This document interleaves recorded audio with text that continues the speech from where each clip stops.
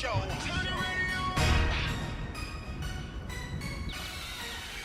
Let's go. You're listening to the Storm Morning Show at BKS1Radio.com. You're listening to the Storm Morning Show at BKS1Radio.com. Turn the radio up. BKS1. BKS1. BKS1Radio.com. Turn the radio up. BKS1. BKS1.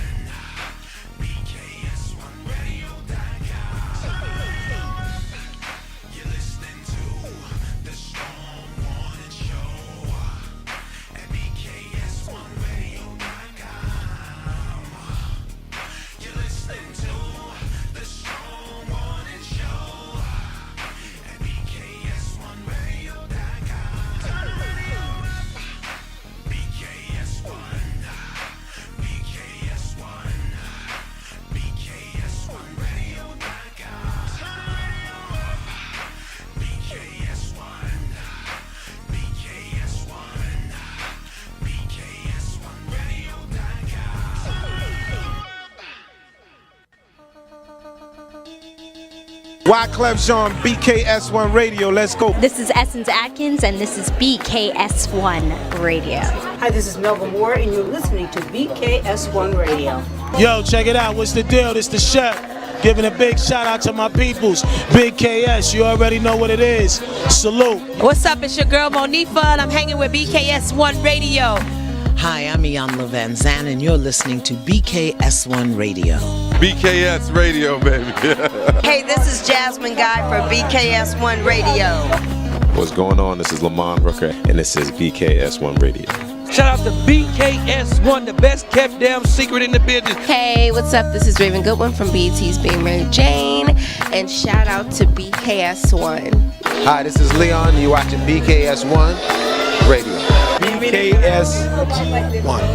God bless y'all. Hey, I'm the queen of comedy some more, and right now you're rocking with BKS1 Radio, and this is the Storm Warning Show. Hey, I'm the queen. It's your brother from another mother, J. Rue the Damager, representing, and I'm checking out the Storm Warning Radio Show with DJ Storm the General and Hurricane Kiss on BKS1Radio.com. You know what time it is. Tune in.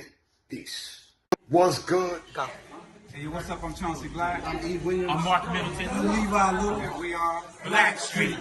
And you're watching the Storm Warning Show. No diggity, no doubt. Storm Warning, not warning. He got it. Storm warning, not warning. Shout out to everybody on the check-in. You know what it is, another Thursday night. Good evening. The official Storm Warning Show. Yes. I'm just happy to be here. Absolutely. Shout out to everybody on the check-in, man, no matter what platform you're watching this on, whether it's Facebook, YouTube, whatever. Just excited. Yes. I'm happy. Yes. I woke up this morning. That part. Man, that's all I care about these days. Man. Just waking up this That's morning. That's always just a waking blessing. Up this morning. This morning. Yes. Let me introduce my crazy partner in crime, my favorite Puerto Rican. Yeah. Y'all already know her as 1/3 of the R&B group Allure, Hurricane Kiss. Hey, whoa. Oh, ho, to the right.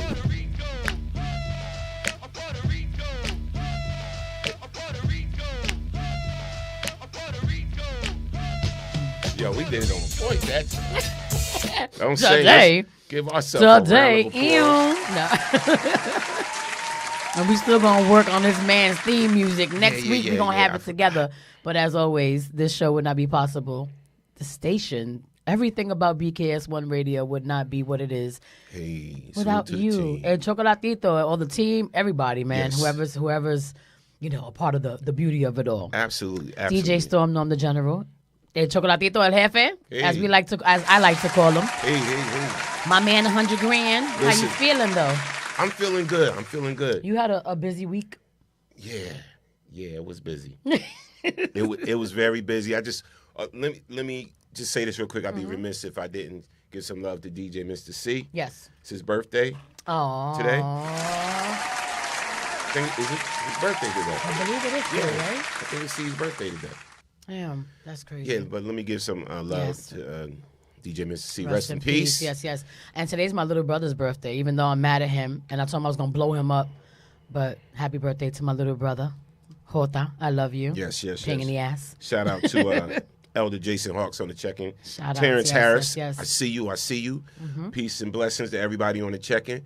Yeah. Listen. So we did a thing. A little thing. This Tuesday at Miller's. I was filling in for my boy DJ Oki because he had surgery, right? So, karaoke night. When I tell you they came out, it was packed. Shout out to everybody that came out, showed me love too, man. That's dope. It was packed. Back to back, people doing karaoke. And I still got a chance to rock a set. I was about to say, did you get a chance to spin? Yeah. Like towards the end, like around 10 o'clock. It's from 7 to 11. So around 10 o'clock, I got a chance to rock out a little bit. And everybody was enjoying it, man. Just having a good time. The vibe, the energy was so good. It was so positive. I'm going to be there one more week. I was about to say, the beauty of it all is you're coming back. I'm coming back. Oh, wait a minute. I'm coming back this Tuesday, which is the 15th. The 15th, yes. Yeah, let me see. Yeah, right here. So I will be back Ew. in the building. Let's go. Yes. This Tuesday, April 15th, 7 p.m. sharp. 7 p.m. sharp. Request those karaoke songs or whatever so you can be in the queue and whatever because people was waiting to do karaoke. I'm sure. They was waiting. So come out. They came with their A game. Yeah, come out this Tuesday. Shout out to MC Naughty. Yes. Keith did his thing. We just had a good time, good vibe, man. You know what I'm saying? And shout out to DJ Oki Productions for just let me rock out and fill in while you going through your thing. Right. And it just was a beautiful time. That's dope. Beautiful and speaking time. of a beautiful time, I have to say that this Sunday, coming out to Jersey to celebrate Mrs. Bradley, a.k.a. Sandy Boo's birthday, was a good time. Yes. It was full. Same as as you experienced at Miller's or whatever. But the setup was beautiful. The love was beautiful. Everybody came out. We did karaoke. We did karaoke that night. The food was amazing. She had a little setup, and what was so cute was that it was her birthday, and she had things laid out to give gifts to everybody else. And Sandy's just dope like that. But it was good seeing her in good spirits and having a good time. You guys had a good time. We had a really, really nice time. No doubt. So if you were supposed to be there and you missed it, you missed a good time. Yeah, no doubt. Absolutely. So happy birthday again to my boo. Yes.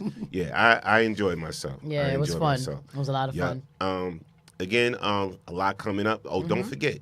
Check me out next month. I'll be on Pix 11. Come on now. On the morning show, your boy. Yes. Be on Pix 11. New York's very own Pix 11 News on the morning show with Dan and Hazel. Like I know him. Like you know him and stuff, right? I know him and stuff. But yeah, I'll be on there and, they'll be talking to me. I'll be doing a little wiki and doing what I do. Not the wiki. Yeah. So peace and blessings. Shout out to Jonesy, Miss Jones. Shout out to Jones.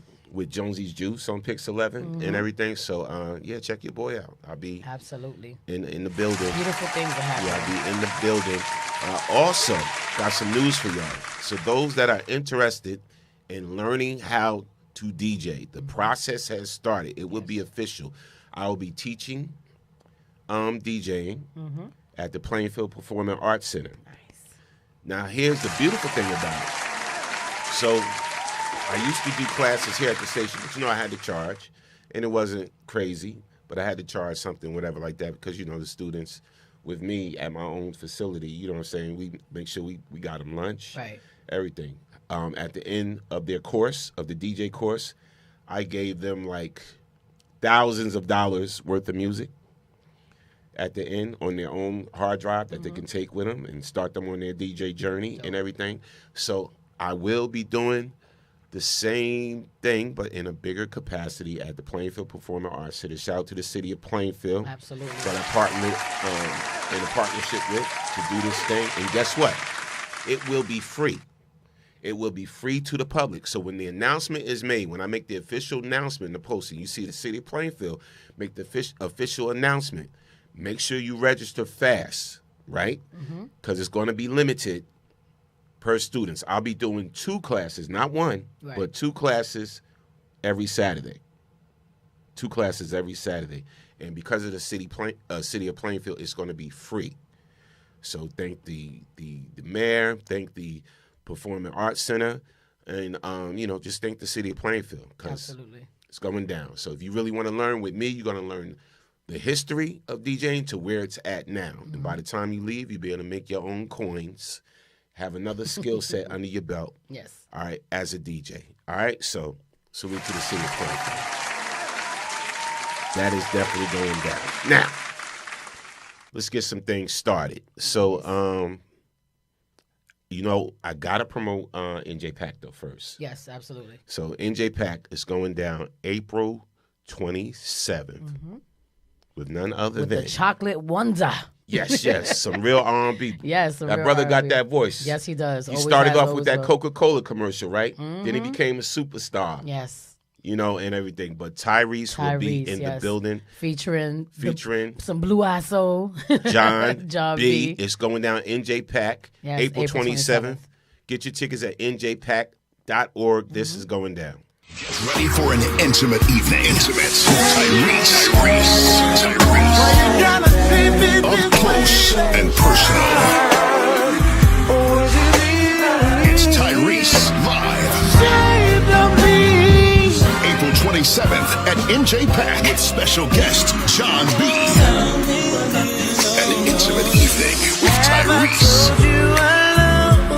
Tickets at Ticketmaster. Brought to you by SJ Presents. Get ready for an intimate evening. Tyrese. Up close and personal. It's Tyrese live. April 27th at NJ Pack with special guest John B. An intimate evening with Tyrese. Tickets at Ticketmaster. Brought to you by SJ Presents. Get ready for an intimate. I had to run it twice. Yes. Now guess who's also going to be at NJ Pack? This is going down May 31st. May 31st is the official 70s Soul Jam with the classics. Yes. The Stylistics, William Hart's Delphonics, Harold Melvin and the Blue Notes, Blue Magic. And Heat Wave. Always and Forever. Yes. Oh, okay. Don't get me started. Heat Wave will be in the building. Yes, this is going down May 31st at NJ Pack. These are always good. Oh. 70 Soul Jam. Yes. Get your tickets at njpack.org. All right, let's clap it up for that.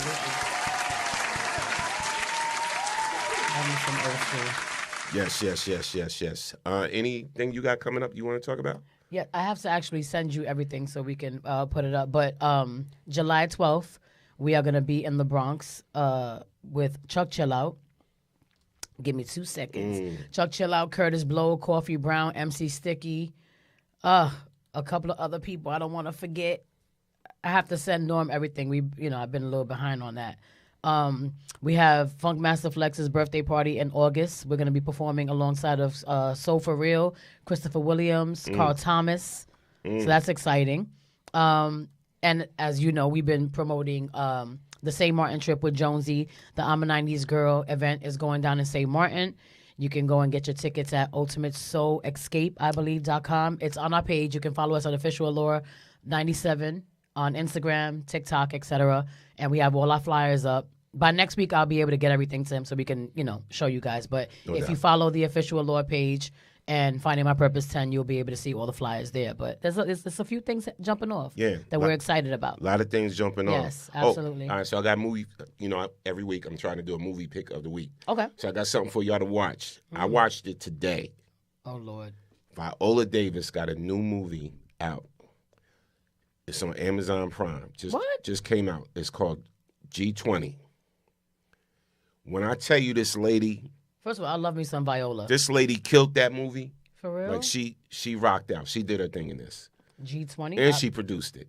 Oh, that's It's called crazy. G20.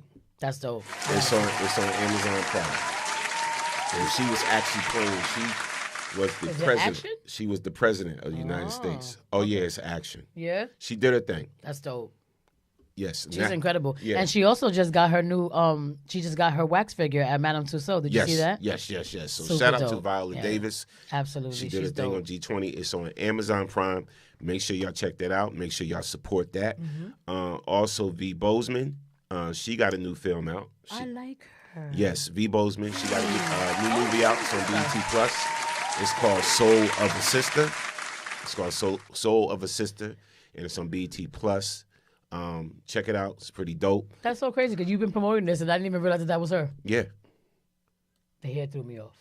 Yeah. You know, she that chocolate baldy beauty. So. Yeah. So shout out to V. Bozeman and everything. So check that out. Now let's get some things popping. And you know, also tonight our guest is going to be artist, recording artist, rapper, Nucci Rayo. Yes. And I'm kind of excited to talk. I'm to excited him. to talk to him too because it's been a minute and he's been up to like a lot going on. I with see. him. So, yeah. I see. But he's going to tell us tonight on the official Storm Warning show.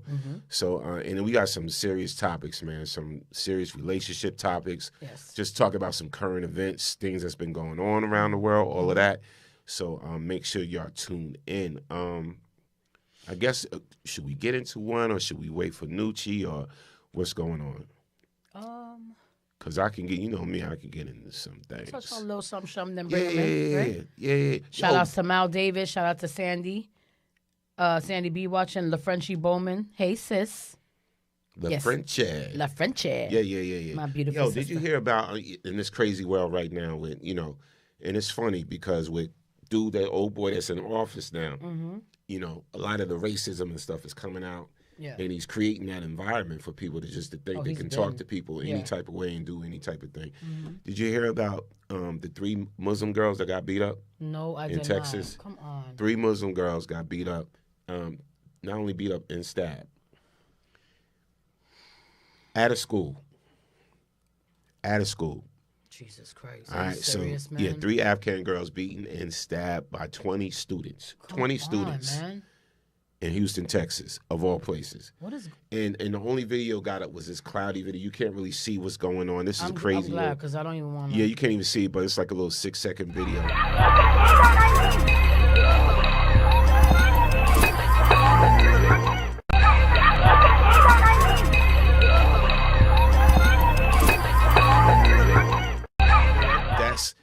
That's the crazy environment we live in today. You know what I'm saying? In this world. Because of what old boy is creating. You know, it's almost like he gave people a pass but the thing to is be that, racist and do racist things. The thing is that people have been... It already existed. Yeah, it already existed. People have been comfortable for far too long. But now, like you said, it's almost like whatever's going on right now, and this narrative that he's creating is just giving everybody more of a battery in their back to just like what do you mean 20 people stabbed these girls like 3? Yeah, beat them up and stabbed them. My God, and they were stabbing them with pins. I can't. So I can't. It's just that's disgusting. It's off man. the chain. That's seriously disgusting. Shout out to Alicia Dixon. Hey, Alicia, Mama, how are you? Yeah, WTF is correct. That's on a lighter note. Please, our boys in the news. Remember we had Matthew Knowles on the show. How could I forget? And me and you interviewed him and everything, and there was a little tension. Snippy because Snippy Jenkins. We mentioned something about his daughter, but it wasn't nothing negative. We just asked him questions, and he snapped on us. It's questions that you should expect for people to ask. Yeah. He kind of broke on us, but we brought it back. We were professionals. We brought it back. So now I don't feel bad that I see it's a thing with him. Right. To be a little snappy. And, yeah, but we didn't get that. I know what you're talking about. We didn't get that. It ended off on a beautiful note, like, I love talking to you guys. And, it ended off like that with our interview. But, yeah. Sure you do. But on this interview, just peep this, y'all. Just because pull up y'all britches. She didn't call him Mr. Knowles. Mr. Knowles. She called him Mr. Matthew Knowles. Mr. Matthew Knowles. And this is how it went. But what's crazy is that Jock just said the same thing prior to her, and he didn't flip on him. But y'all, we're going to run the clip. Yeah, run the clip. Let's run the clip. So this is your boy, Bay's dad. Bay's dad. Yes, Matthew Knowles. Here we go. Hey, Atlanta, if you're just tuning in, this is Mr. Knowles, Mr. Matthew Knowles. So Matthew Knowles, that's who we're speaking with right now. His book, Racism from the Eyes of a Child. I mean, it sounds like... Did you ever call me damn Matthew Knowles?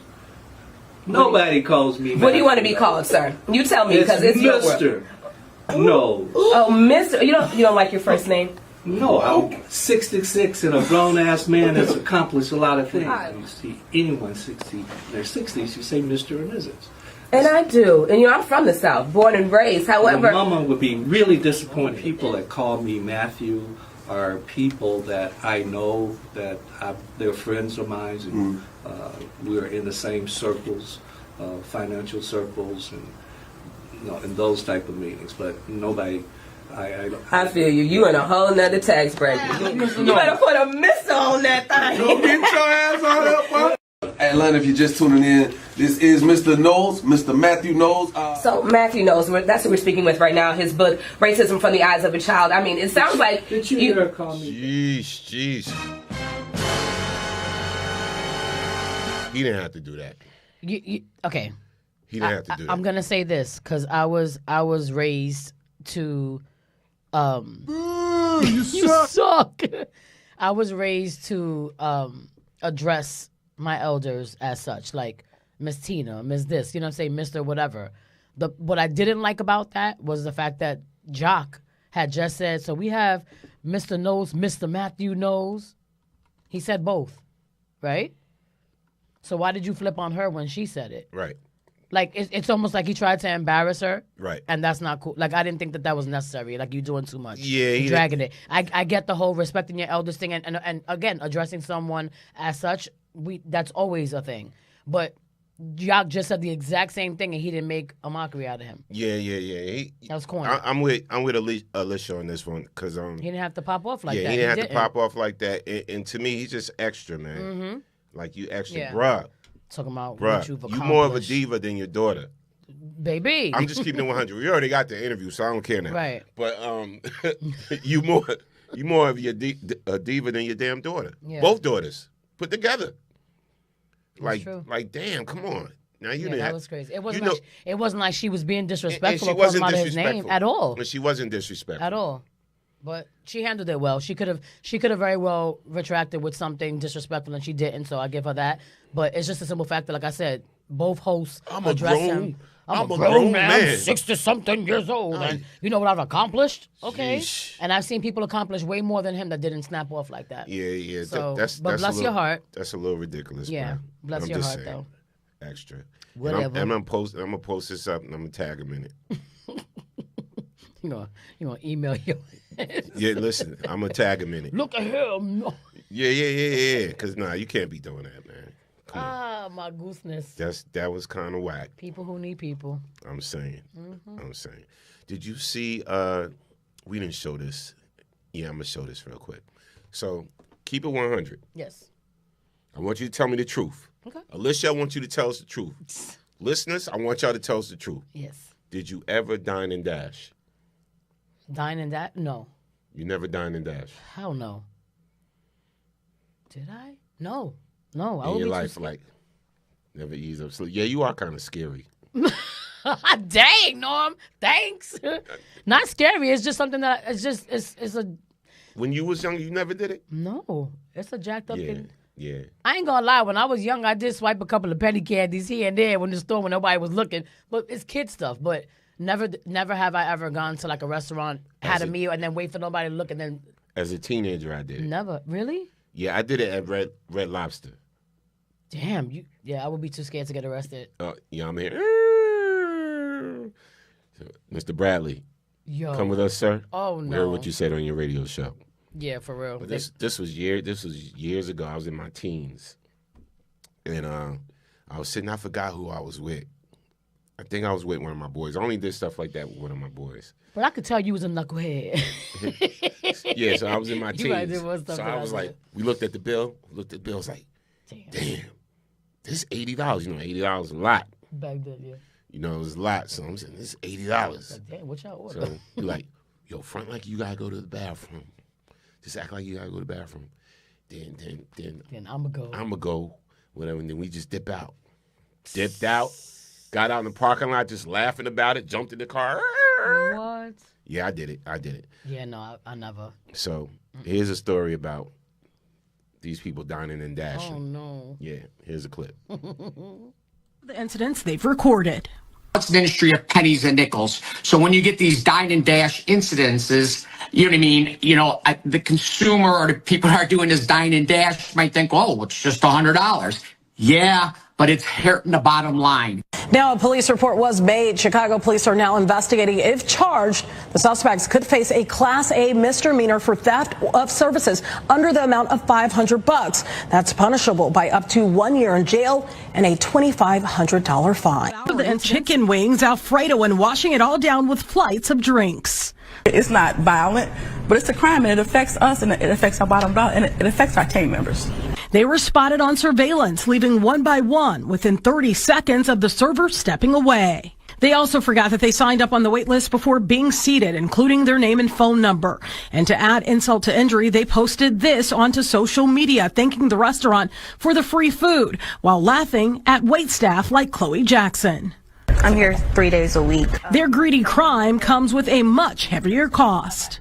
Some places do make the servers come out and pay for those bills, but Fab and Soul Vibes here, they don't make us pay for it. That's really grateful because $300, $400 could really break our bank for that day.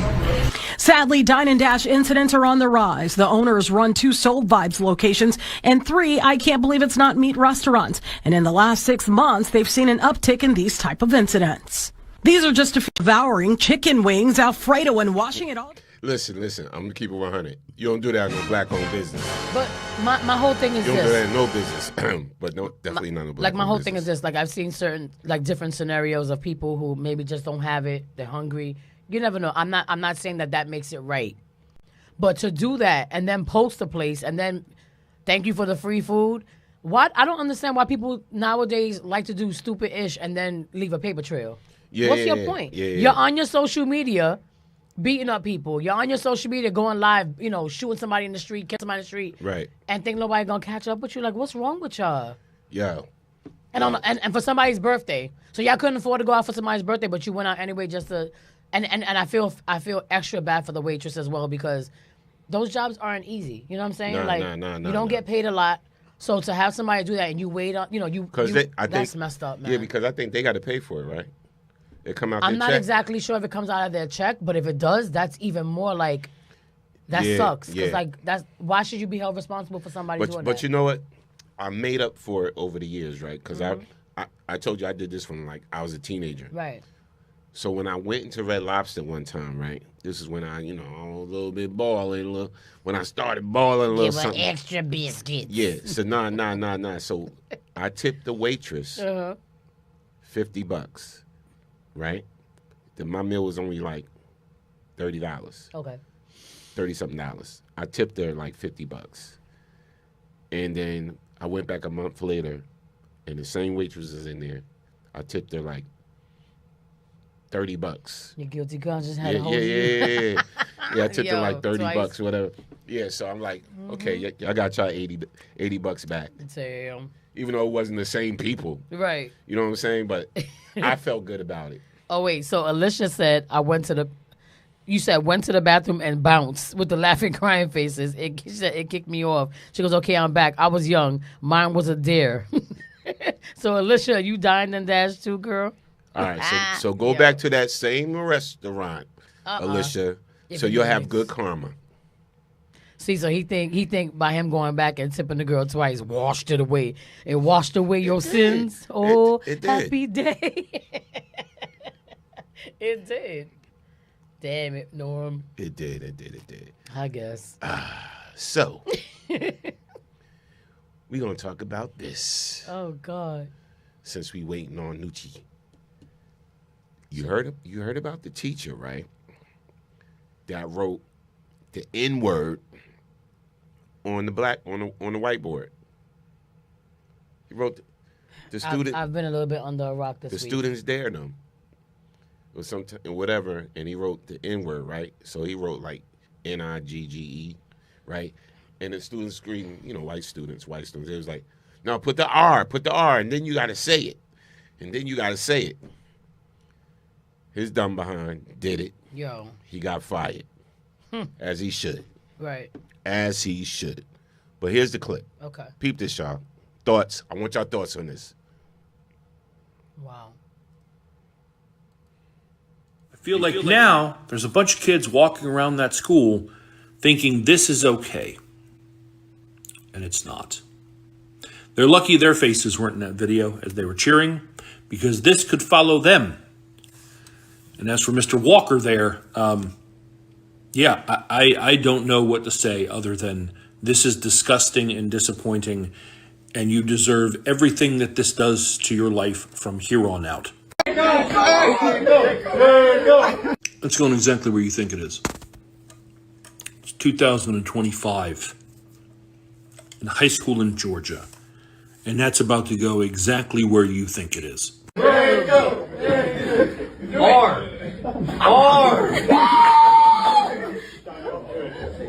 You got 5 seconds. R. 3. He said R.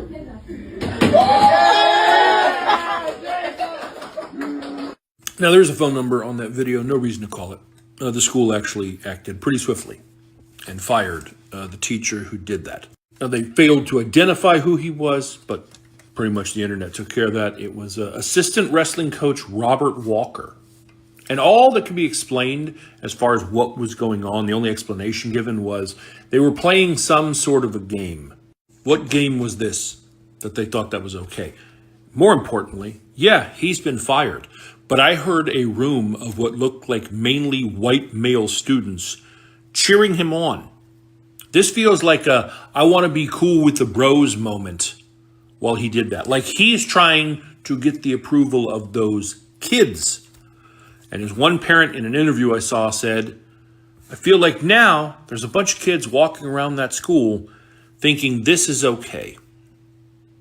And it's not. They're lucky their faces weren't in that video as they were cheering, because this could follow them. And as for Mr. Walker there, I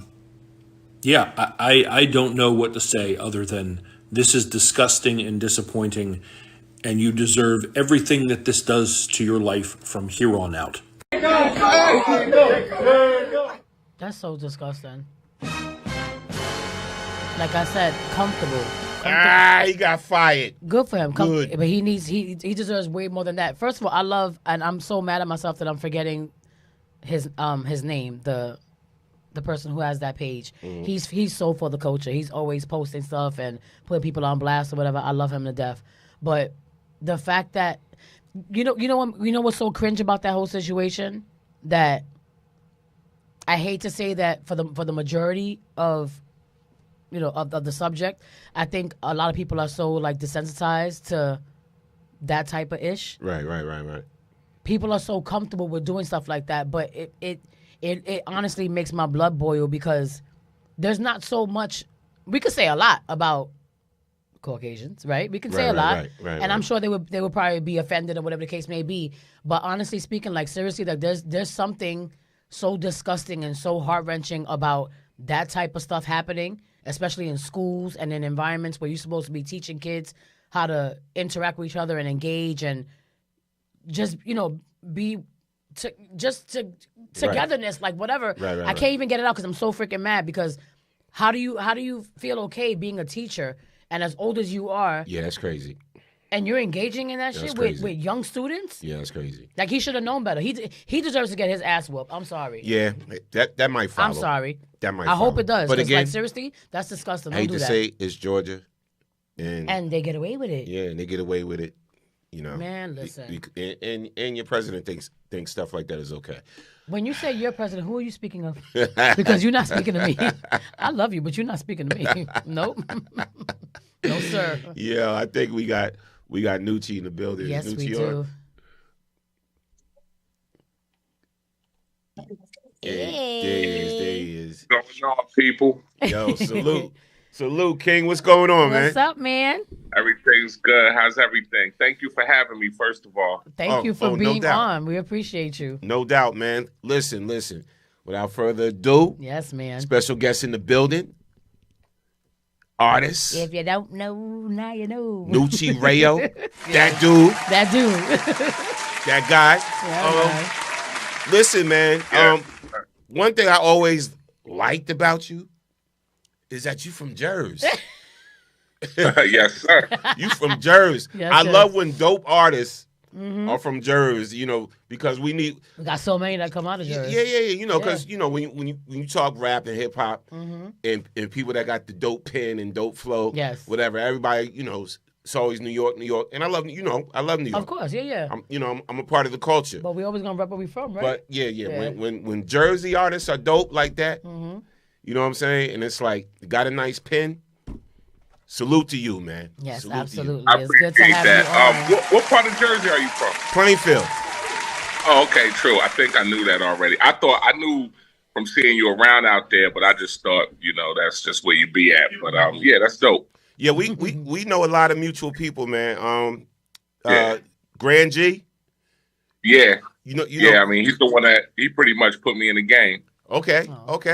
Well, shoot. Yeah. Let's start right there. Talk about that. About you getting in the game. So Grand G and Carlos Hassan were partners, and they had a label called the Union label. And Grand G, so he technically might also, pardon me, have been like my first DJ. So, Money Grip, you probably know who Money Grip is. Yeah, I know Money. And Lyrics. Yep. Pam's brother, right? Yeah. So it's a funny story. Me and Money, you know, they from Potters or whatever. I'm from Rawway. And so around that time, you're talking, I don't know, like mid-90s, the two kind of cities or areas wasn't really getting along too well because, you know, USA Skates and all that, you know what I mean? Everybody used to be fighting stuff. You would be familiar with that. And so there was a party at that VFW on Inman Ave. And Money Grip was in there battling. Now, this is some hip-hop history because you know all these venues, right. You know what I mean? So Money Grip was in there battling. And we came through, but he had a bunch of cats from Elizabeth with him, too. They was yelling Catherine Street and all this crazy mess. Right. So I was like, all right, so everybody was putting me up like, yo, you need to battle this guy, And I'm a bit younger than Money, so I was probably like 15, 16 years old. And then I was like, all right, I'm going to do it. But I'm like, y'all know if I battle this guy, a fight is going to break out of here. Right. I'm like, we might as well just prepare now for the brawl because they deep, we deep. And this ain't the 80s where, you know, people just battle and piece it up and start breakdancing and keep it all up. Yeah, it's different. Yeah, we moving into the 90s where now people is pulling out guns and you know what I mean? Yes. So I said it's going to be on because I was like, first of all, he's not going to win. I'm talking cash money, right? So I battle him, and I would say the consensus was that I won. And of course, a fight breaks out, a big brawl. So everybody's scrambling. So I'm getting to the car that I came in. And it just so happened that Grip was like parked right next to our car. Oh, wow. So he was always known for having a dope ride anyway. You know what I mean? He was a hustler. I ain't trying to, you know, open no cases. Right.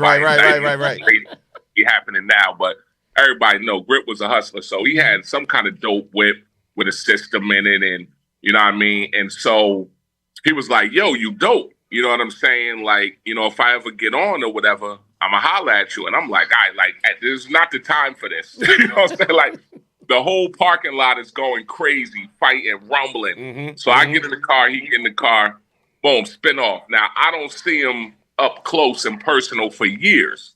And then, so now I'm like 18, 19, right? And it just so happened that we got the same barber, which is my man Zaire from Rawway from Fulton Street.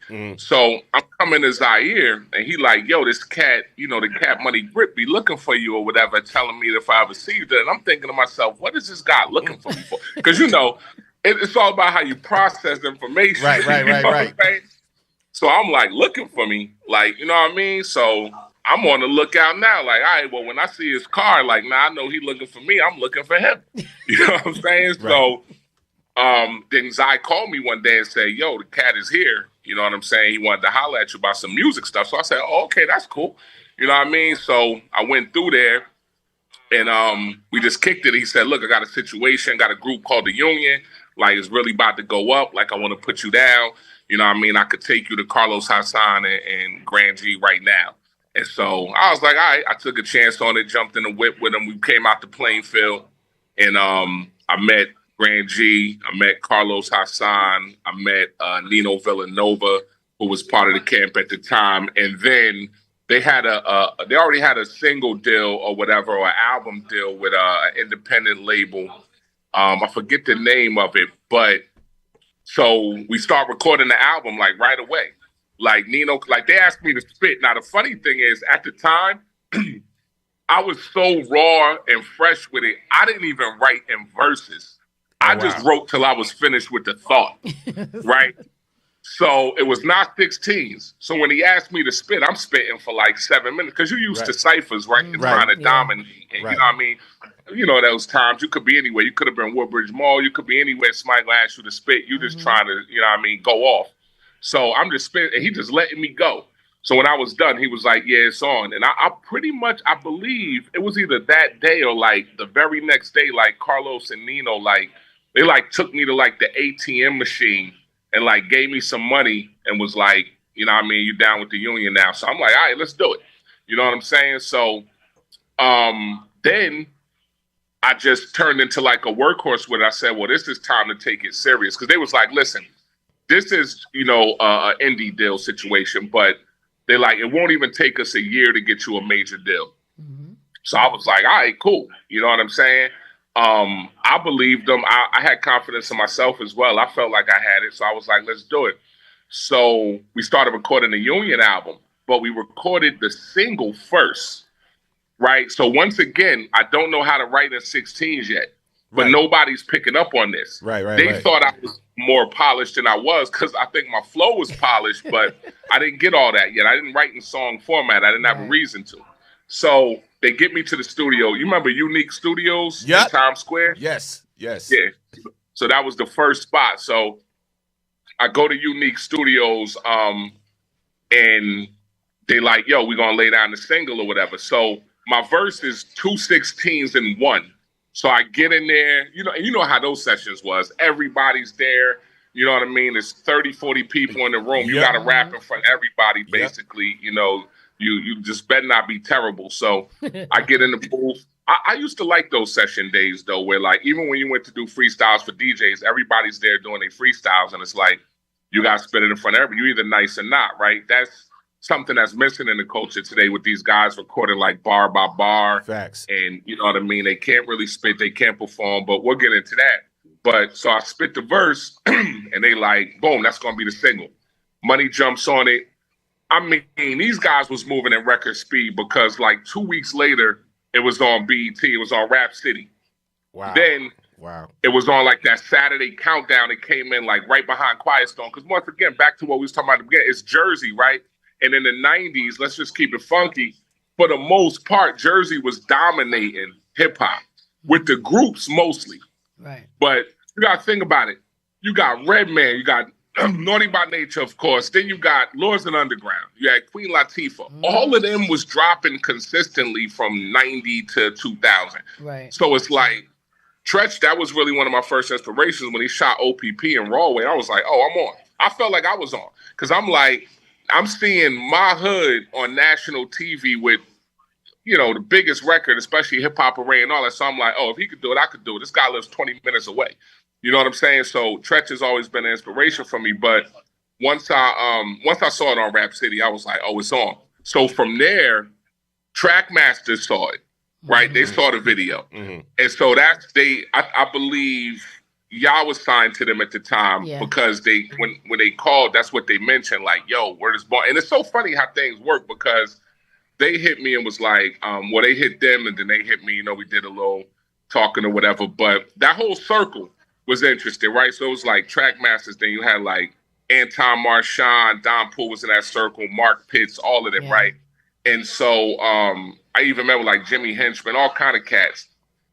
Russell Simmons, E. Nicks from Violator, just everybody was just like, yo, you know what I mean? We think, you know, because they was respecting Jersey MCs at the time. So they was just like, out of Jersey, we think you next. So everybody was supposed to get a deal out of the union. But I was the first one to get the deal. And so we was in Miami when we ran into them at like that Jack the Rapper convention. And Don Poole was just like, yo, when we get back up top, he's like, I'm leaving I think it was at Bad Boy at the time or something. And he was like, I'm doing my own label at MCA. You know what I mean? I want to sign you over there. I was like, let's do it. Because, like, it was, as a kid, I always wanted to be on MCA Records. But backing up, when we met with Trackmasters in the city, it was like an unofficial type of meeting, but they was like, yeah, you know what I mean? We're going to put you on a record with Allure and all this different stuff and blah, blah, blah. And it's so funny because even though I didn't sign with them, it didn't happen that way. We both end up signing with the same label and doing a record together anyway. So, I mean, some things are just meant to be, but yeah, that was pretty much it. I mean, that's the short version. Yeah. No doubt. That's what's so crazy because we were hearing him just like his name was circulating for so long around that time. And then when we did Sunny Days, right, which, you know, fell under 9/11, Allure passed away. There was so much going on, but that was the first time that we were really, like, introduced him when he did the song, he spit a verse on Bump, if anybody's ever heard Sunny Days. Grand G, Yeah. he in the comment section He said, on Facebook. He said, Rayo, he said, roll with us. Roll with us. Yeah, that was the first single, yep. Yeah. And I mean, Grand G, you know, I ain't gonna lie, he's really responsible for. First of all, the man had like the patience of Jesus with me because you got to remember, I wasn't the worst type of individual in the street, but I'm fresh off the corner. I didn't know how to write in bars. I didn't know song format. I didn't know studio etiquette. Like, he really taught me all of that without even being intentional. You know what I mean? Just having that patience. Like, first we was recording at his house. At where he was living, then he moved into a different crib. Our whole studio was in his basement that whole time. All my mixtape freestyles, most of those, besides the ones I did at Fredo Spot in New York with DJ Absolute, everything people was hearing from me was recorded right in his basement. So he was mixing and mastering. He was my DJ on the road. He was artist developing me, and he was underpaid. That's G. He said he was underpaid. He probably feels underappreciated, but, you know, it's always love. But he was just real humble. He never jumped around trying to take credit for nothing. Right. He never tried to be boisterous and, you know, be all dancing in the videos. But he was responsible for polishing me up 100%. Yeah. You know what I mean? That's what he does. Yep. That's dope. We got some people commenting on YouTube. Joseph Flanagan said, hold on. He said, Nucci. He said, Plainfield in the building, 3rd and Liberty. Salute y'all. And Angela Julia said, Nucci Rayo, Jersey represent. So you getting mad love in the chat. No doubt. It's always been a lot of love in Plainfield. You know what I mean? Because they all from out there, right? And they put me on. So, of course, people love to see them doing something and having an artist that with a record deal. And so it kind of, you know, it trickled over. But I go where the love is, right? So back then, you could kind of count it. We was putting mixtapes out. Even with Grand G, we put a mixtape out, Time is Money. And I go where the love is. So when I saw that I sold a lot of mixtapes out of that spot. What was the record store in Plainfield called? Big Beat. Which one? Big Beat, Vogel's, Big Beat, Sound Express. Y'all, I think it was Sound. Y'all had a Vogel's out there? Yeah. Oh, okay. Wow, Yeah, I thought it was only one. And then the name changed. Oh, okay. The name cool. changed to Big Beat. Yeah, man. Once I saw I was selling mixtapes out of there, I'm like, hey, I'm showing love. So that's why I shot part of Welcome to New Jersey video out there in Plainfield. I shot it wherever, you know, I was showing the love. So Amboy, New Brunswick, Camden, Trenton, everywhere is in that video. North, because I'm like, I'm going where the love is at. It's always been a lot of love in Plainfield. So that's what's up. No doubt. Absolutely. So let me ask you, right? So I listened to some of your newer stuff today, right? Because I remember you from back in the day. Yeah. So I see a whole different synergy with you now, you know, when I listen to you now and everything. You know what I'm saying? So it's like, you know. It's like Read the Hat, Pray and Grind. Yeah.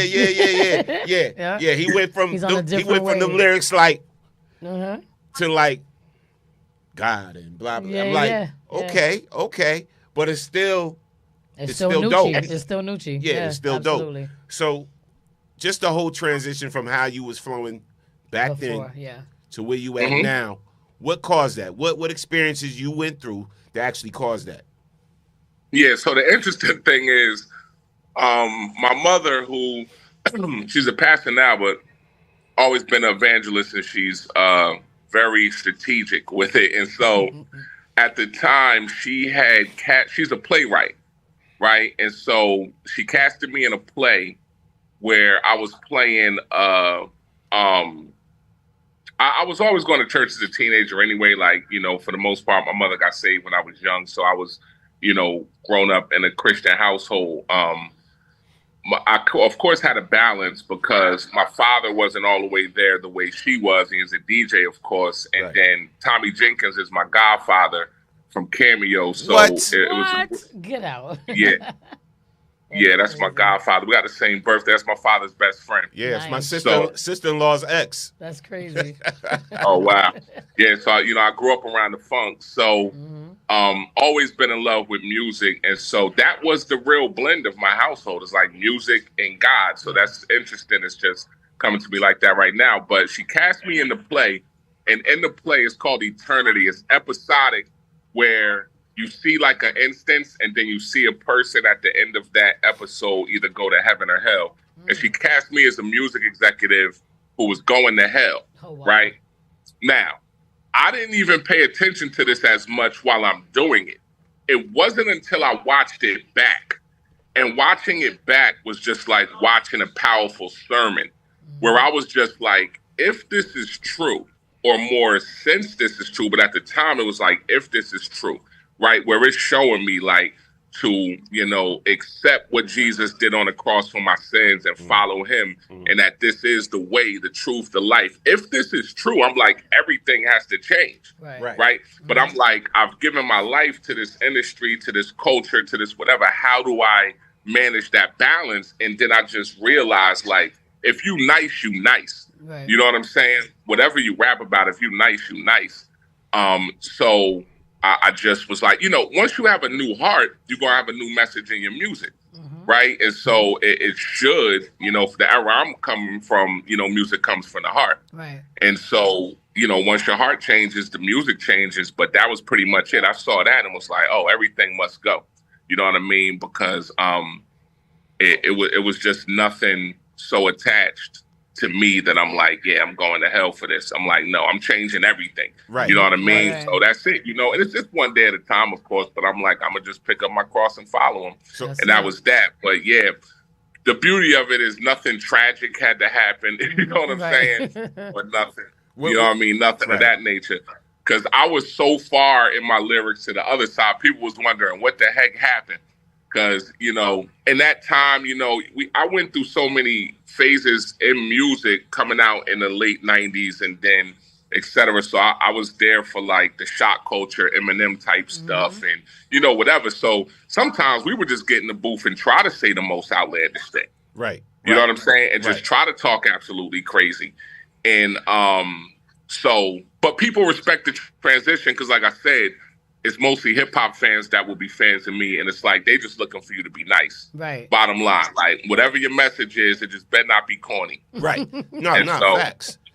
You know what I'm saying? So people respect this. So yeah, that's where we at. So what did you find kind of hard to give up? The money. You know what I'm saying? Doing the ghostwriting at the time and getting those royalties and then, shows. It's more shows at the time, I thought, and it's more shows on that side. You know what I'm saying? Because there's nightclubs, there's bars, lounges, arenas. You know what I'm saying? Like, I opened up the Stillmatic tour for Nas. I opened up the Carter 1 tour for Wayne. We was on that 112 tour with Cash Money and them. Busta Rhymes college tour, all these type of events. Grand G DJ for that too. All these type of events. So I'm like, where's the money gonna come from? Right. You know what I'm saying? And so that I won't call it hard though. I won't call it hard. I really, the real way to answer that question is none of it was hard because it just didn't compare to, what I knew I was getting. Like, what does it profit a man to gain the world and lose his soul? You know what I'm saying? So it wasn't hard, but it was difficult. It came with a level of challenge, a level of difficulty. You know what I'm saying? Because you've built a lifestyle around it. Right. You see what I'm saying? Right. That you might not be able to maintain if you make this switch, but it really wasn't that bad. You know what I'm saying? It really wasn't that bad. It's like God really had it figured out. You know what I'm saying? Right. So it actually turned out to be better, to tell you the truth. So let me ask you, with the transition, right, from what we know as hip hop, right, right? Did you ever like really say, you know what, I'm still gonna perform, but now I'm gonna perform on some gospel circuits? Did you ever, perform on some gospel circuits? And, that's a huge market in itself as well. Yeah, and how did you see it? Yeah, I did. And the interesting thing is the way I come across with it, I continue to get calls almost from both sides, not so much for bars and clubs and nothing like that, but for like certain festivals that might even be considered a secular festival. But yeah, I did a lot of churches, things of that nature, community center stuff, all that kind of stuff. Yeah. But the interesting thing about it is the world is the world. And the unfortunate part is it's just as many people who need the message in and outside of the church. So it really wasn't a difference. Even the industry side of it. The industry side of it is worse on the gospel side, to tell you the truth. I don't know why. But it really wasn't no difference. So I said, oh, okay, it's just, a bunch of people out here taking it one day at a time. So yeah, that side is very familiar with what I do, but I didn't really want to indulge in the industry of it because it's no difference. Yeah. It's no different. It's all the same parent labels. You know what I'm saying? It's all really the same people behind the scenes. Right. So, but yeah, I definitely, did some church tours and stuff. And it's a beautiful time, man, just reaching people with the message. Yeah. It's more fulfilling to do like a church with 100 people who lives get changed from the message and the music than it is to do like Open for Nas with 40,000 people. Right. And it's like, what do we really change about their lives or eternity? Nothing. You know what I'm saying? Yep. So it was just way more fulfilling. But yeah, I actually did a tour also with a Christian organization named Teen Challenge, which is a Christian rehab for adults. You'll be in the program for like 2 years. So I toured that whole circuit. And that was good too. Just, reaching people at their lowest and giving them hope. Right. You just really can't beat it. You know what I mean? Yeah. Absolutely. Yeah. And I mean, honestly, like I feel like it's super important now. You know what I mean? To just keep that level head. I can't even imagine how many people, I'm sure, do people even still come at you, like trying to convince you to come back to the other side, so to speak? You know what I mean? Like, I know that has to be hard. Yeah, like I bump into some execs that's like, bro, you gotta give us an album that's just sitting. You know what I mean? They like, we know, I think they knew our work ethic, right? Like, I mean, for years at a time, we was like, we had our lab in Plainfield and we was in there, we just about every day, you know what I mean? For like years, it was a time where I was on like 80 mixtapes. Like we just get it in, freestyles all day, songs all day, all night. We had a lot of records we never put out. And so I bump into certain execs from that era or cats. I always treated cats well, right? So it's cats who was interns back then. Look at like Big D, the weatherman. Look where he's at now, right? When we was on MCA Records, he was like an intern. Yeah, right? Absolutely. But since we know how to treat people, we could call him today for a favor. He's like, he's pretty heavy over there in Rock Nation, and now he has his own thing. And so I run into certain cats that's like, bro, like we need an album. And I'm like, well, if you respect the message, we could make something happen. So I still get the offers, but they don't ask me to put it down at all. Right. But they just like, you know what I mean? I think this could work. And especially like you said, now they're even more receptive to it. So I think we're really on to something. Absolutely. It's crazy, right? Because when I see, again, I'm a sonic dude, so sonically, when I kind of hear the transition and everything, and like lyrically, and then I see him on a joint with Jim Jones, right? So I'm like, he on a joint with Jim Jones, and he rapping the word, like what Jim gonna do? Right. What Jim gonna say? Yeah. You know what I'm saying? Yeah. So I'm listening to the joint again, and I heard it before, but because I know he's doing the interview, I said, let me digest this again, and I was like, okay, you heard the difference. I'm gonna play a little bit of that joint. Yeah. Just so people know what I'm talking about. Honestly, I think it's so important though, like not for nothing. Like there's so much going on that I think people are trying to, I feel like blatantly ignore, so to speak. You know what I'm saying? So when you have somebody like you coming along who, everybody that knows Nucci is used to a certain dynamic. So now that he's bringing this side of it to the table, I think I could only hope that it's going to encourage other rappers to, kind of not follow the leader, but like to just follow suit, because there's so much going on in the industry, like you said earlier, it's so demonic, it's so wicked. You know what I'm saying? And I think that so many people are so afraid to like speak about it.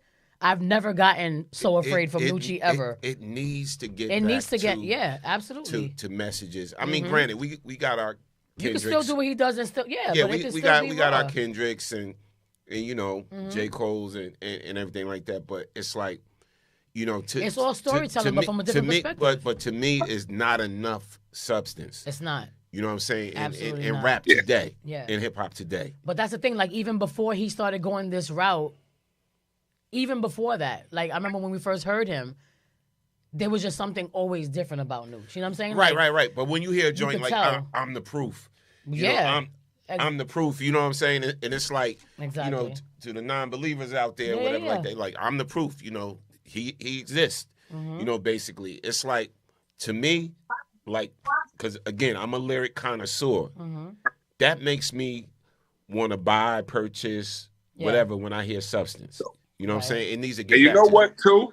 So it's all about what your calling is, and a lot of people within the church was very critical of it and et cetera. But I knew that was coming, but I know what I'm here for.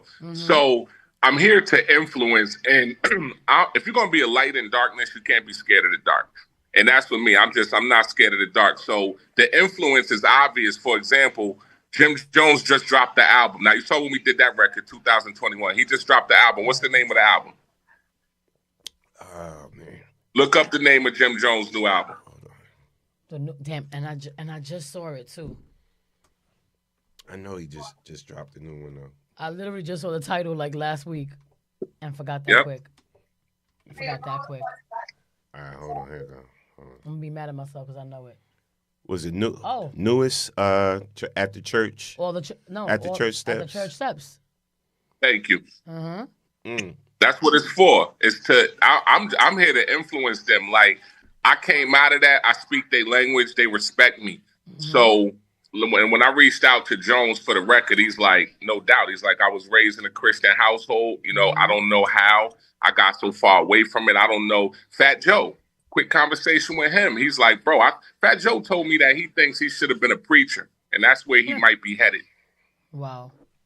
You see what I'm saying? Yeah. So it's like, it's a lot of cats who haven't reached that point yet where they want to be so public about it, but that pull me to the side like, yo, I love what you're doing. I wish I had, you know what I'm saying, the courage or the strength. I'm like, bro, you just got to do it. And y'all in a better position than me to do it. Absolutely. It's like, you know what I'm saying? I'm like, just do it. You know what I'm saying? So if there was money, money and positive messages like that, a lot of cats would be doing it. But you know what? A lot of these cats so worried about what the street's going to say. Yep. Yeah. That's what it is. That they don't follow their true heart. That's what it is. Yep. But my thing Chris is like, Brown you look too. at Chris Brown told me he was like he feels like he should have been a gospel artist. Wow. You know what I'm saying? So it's like, it's a lot of cats that I'm just here to influence. You know, the cats I work with, I'm just here to influence them. You know what I mean? And I'm really not here to preach to the choir. You just got to know what your calling is. Yeah. Absolutely. You know what I'm saying? Thanks. So I'm clear on what I'm here to do. So I invite them cats in to not only, I don't want to say it this way, but I'm willing to do records with anybody because I'm willing to put darkness up against light and see what happens. You know what I'm saying? Yeah. So lyrically and every other kind of way, I'm coming to show them what God could do, hands down. Amen. And every time, Cass is just like, wow, like even Jones, he was like, bro, you ain't lost a step. Right. You know what I'm saying? I'm like, yeah, nah, I think I'm actually getting better. You know what I'm saying? So it is what it is. Yeah. But yeah, I'm here to influence, man. And like I said, you see the influence, like, you know what I mean? So everybody I work with, then you start hearing more of a spiritual tone in their music. Even cats I just kick it with, you know what I'm saying? Then you get that tone from them. So I'm like, hey, one step at a time, you know? Yeah. I'm gonna run. Yeah, I'm gonna run a little bit of that Jim Jones joint, and then no doubt. I'm gonna let you introduce it, and then I'm gonna run a little bit of I'm the proof. Yes. All right. Yes. But go ahead, introduce this Jim Jones joint. God Been Good to Me, produced by Heatmakers, Nucci Rayo, featuring Capo himself. Let's go. Let's go. Cheers. and silk Balenciagas, praying to the princely Allah. King Jesus, you have thoroughly convinced me, Father. They say I'm money hungry, I'm preaching in Prada joggers. I used to play the block, but now I got to block the bloggers. It's like the internet's the new street. I've been a threat, past the vinaigrette, let Nooch eat. Ain't finished yet, I'm where the winners met, the truth beef. Could be up in that presidential, but y'all too sweet. Far as rapping never mattered if your crew deep. Leave all 14 of them in the days, cause y'all too weak. My loose leaf make the opposition lose sleep. My rise to the top, they only seen a blue streak. Don't lose teeth trying to chew beef, it's true grief. Nah, ain't nothing interrupting Nooch peace. If you don't like Nooch peace, you got 2 feet. My tithe is 100,000, how is Nooch cheap? I don't know if it's the hood in me that make them say it's no good in me, Lord. I don't know if that's true, I don't know about you, but God been good to me. I don't know if it's the hood in me that make them say it's no good in me, Lord. I don't know if that's true, I don't know about you, but God been good to me. I don't know if I'll be preaching or rapping or preaching, but I do know you could get clapped, you start reaching. It wasn't until I took a risk with the crack I start eating. Now I'll be booling, driving inside the back of the back while I'm eating with them fold down trays that got them airplane seats on the way to the clipboard where them private airplanes meet. Half these rappers never been nowhere near them streets. From my 5th floor window every night you could hear the heat. I was trying to cover my ears so I could silence the sound. You could give me a potato, I'll show you how to silence a pound. When I was young, was way too much violence around.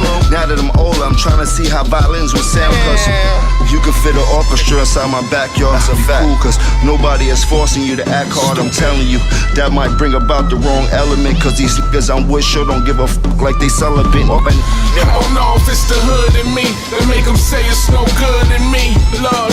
I don't know if that's true, I don't know about you, but God been good to me. I don't know if it's the hood in me that make them say it's no good in me, Lord. Yes, So sir. You know what I love about that? That was fire. The thing that I love most about that is that I feel like, just as consumers, artists, whatever, like we become so just comfortable just in this way of being, especially when it comes to hip hop. I feel like a lot of people look and listen to hip hop as this thing where you have to be vulgar, you have to be graphic, you have to be all these things in order to be fly. You know what I'm saying? So to even see Jimmy, because like I grew up with Jimmy, you know what I'm saying, around the way. So like to even see him and that just in that mood, it's a beautiful thing because like a lot of times there's so many artists in general, but I feel like more, for rappers or whatever, like MCs, I think a lot of them are so afraid to let go of the hood mentality. You know what I mean? Like the money, like what they think they can get from the industry that makes them fly or whatever. And like I said, since day one, I always saw this in him. So it's no surprise to me that he's taking this route. And I feel like you just need one person to kind of like light the fire underneath everybody else to just like open up the floodgates for everybody to just be like, you know what? You could still do this and still be fly, but still be positive and also still give praise to God, because like at the end of the day, that's what it's all about. Let me read this comment real quick from Angela Julia. Yeah. Said exactly. There's a spiritual battle going on out here. Facts. 100. Yeah. And who's that? TM. I'm sorry. There was another one said, "Word. That's what I respect. The music is still fire after the transition." Yeah. Yeah. Yeah. Shout out to love. Yeah. Shout out to y'all on YouTube. Because it's still raw, no matter how you listen, no matter how you look at it. It's but still you know raw. what? If I could ask you, bro, some people don't want to get into it, but you know me, I'm gonna ask. When you see a person like Kanye West, right? And to me, like one of his biggest joints was Jesus Walk. Yeah. Yeah. Yeah, absolutely. Jesus Walks was one of his biggest Ori's joints. favorite. That's what made me get in to Kanye. And then when you see where he was then to what's going on now, what goes through your mind about this industry? Well, once again, I think that is right. Piggybacking off that comment, it's a battle. I think with Kanye, we are getting to see a spiritual battle so up close. You know what I mean? It's like it's being streamed live, if you will. It's like we're not missing any of it. Like there's other people, artists and otherwise, who go through the same types of battle. We just don't get to see it, right? The way we get to see it with him. I just see a war going on. You know what I mean? Because when I've encountered him, we worked together back in the day. We had a record called If I Shoot You, me, him, Beanie Siegel, and Raekwon. Like, I worked with him long ago, and just like you say, like, people always said that about me, like it was something different about me. It was something different about him, right? And in our brief conversations and et cetera, because around that time where Ye was, he hadn't dropped music yet, but he was hot on the production. Keeson, a cat that I was working with for a minute. I think he was at Epic, but I know Keeson. Keeson, yeah, Keeson took me over there, right? He was trying to get me on Rockefeller, and he took me to Baseline. And when I met Ye back then, I was like, you know, he had a whole different type of vibe, right? And I just think the phoniness and the nonsense in the industry just, you know, really gets to him mentally and spiritually. And we just get to see it. We just see too much of it. Yeah. You know what I'm saying? Where for your average individual, you just wouldn't see that much of it. And then some of it, you know, is a crash course that he's on. I don't really understand all of it. I don't get like the whole swastika thing. I understand where he's going with all that. I just think it's a reach, and I think the methodology is kind of losing what the whole message is that he's trying to put out there. Right. You know what I mean? A lot of what he says, I wouldn't even say that is way off, but it's the way you're saying it. You know what I mean? And it's about timing and everything. But I just think it's a real battle, because it's obviously that, you know, God has always been trying to use him and get a hold of his heart. I think he might have too much of a desire for the acceptance as well. Right. Right. The world's just not going to accept you in the same way they accept the other stuff. Yeah. You know what I mean? Other people, they're going to turn your back on you. Like, almost the whole team. You know, I was already, you know, the union was already something we weren't doing anymore. So I'm not talking about them, but the team I was with at the time, almost 100% of the team completely fronted on me when I made that transition. You know, so all that betrayal he talks about, that's part of it. Right.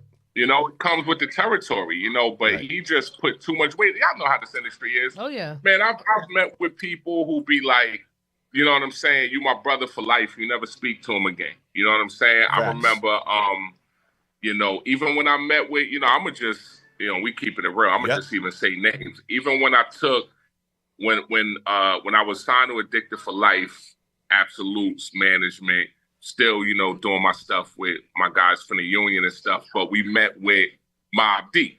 Right now, Havoc wanted to sign me to like Infamous Mob or whatever and things of that nature. I started working with them, recorded some crazy records with them, with Prodigy too, R.I.P. And then it's like, yeah, we're going to do this, da-da-da-da. This is just one example. I'm not trying to single them out, but we never spoke to him again.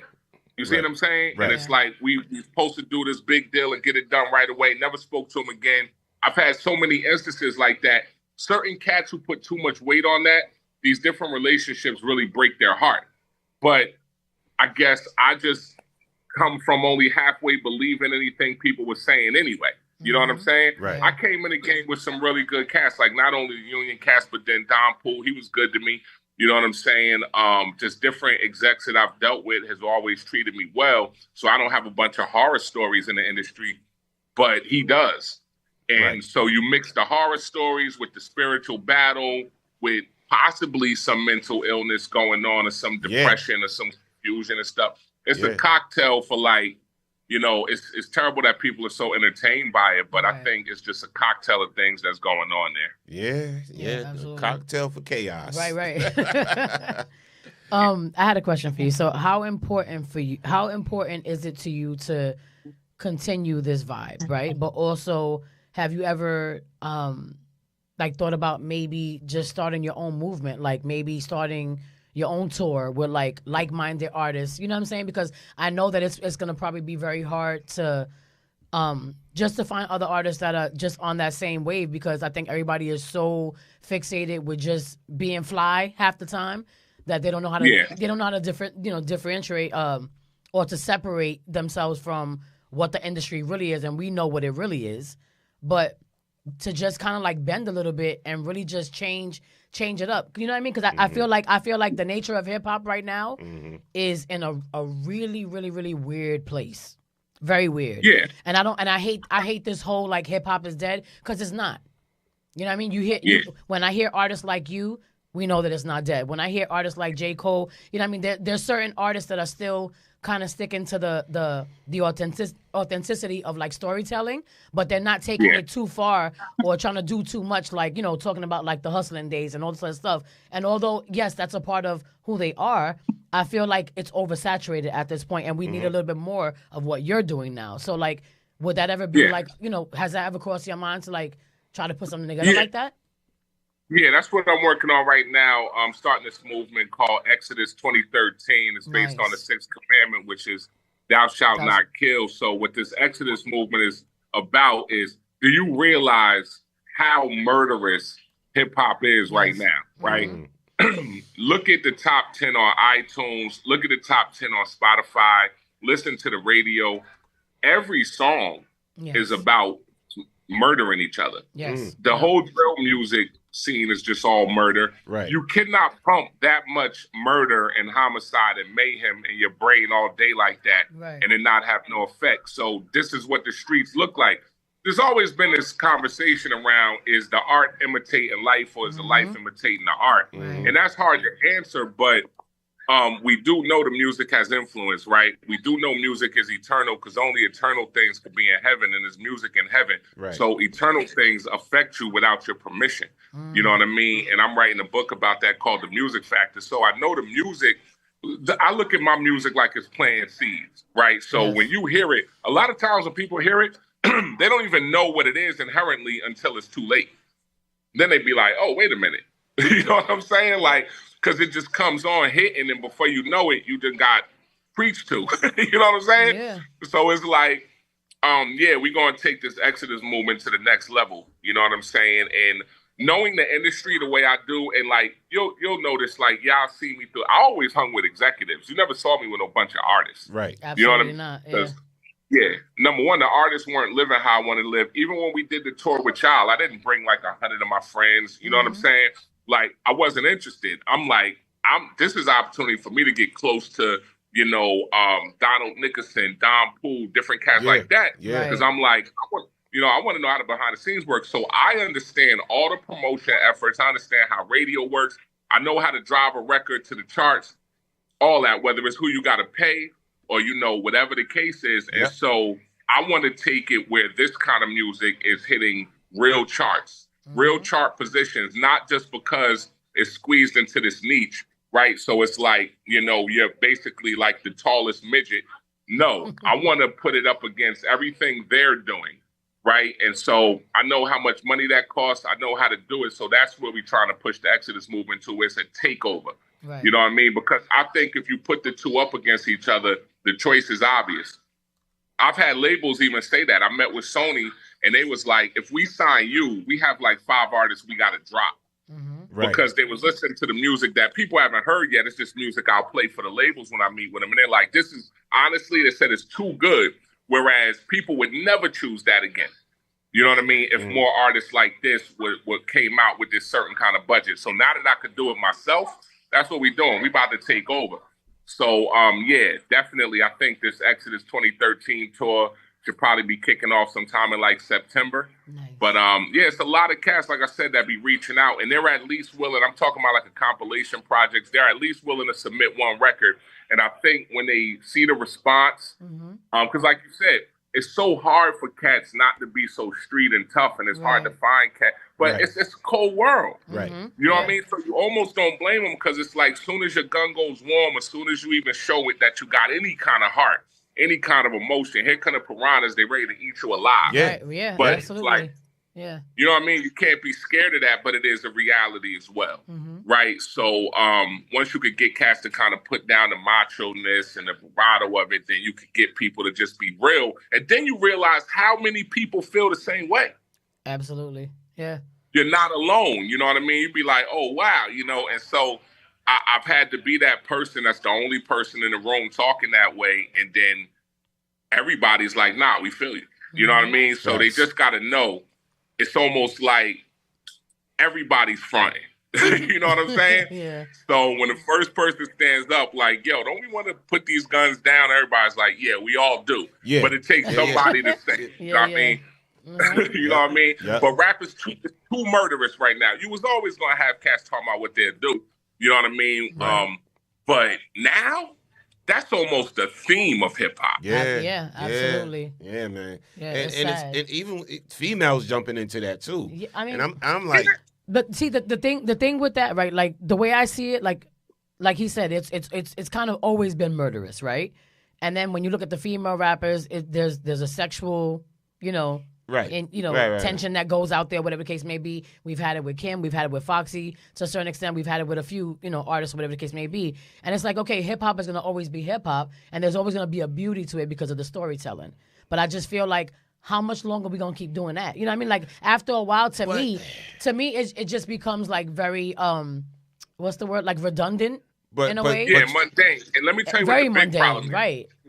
Right. The problem is when you have artists like, let's say, Lotto, right? Like I said, I mean, it's not even time to play games no more. We just naming names. Yeah. You got a record with a girl like her talking about she don't respect a man that don't carry a blick and wear that blick at and pull that blick out. You don't live like that. Yeah. That is so far from you're influencing individuals, young women and young men to live that way while you're sitting somewhere in the hills. Mm-hmm. Right. Yeah. And so right. Even though it never was righteous, it made sense when it was people's reality, right? Because it was all they knew. So you understood why they talked that way and why they felt that way.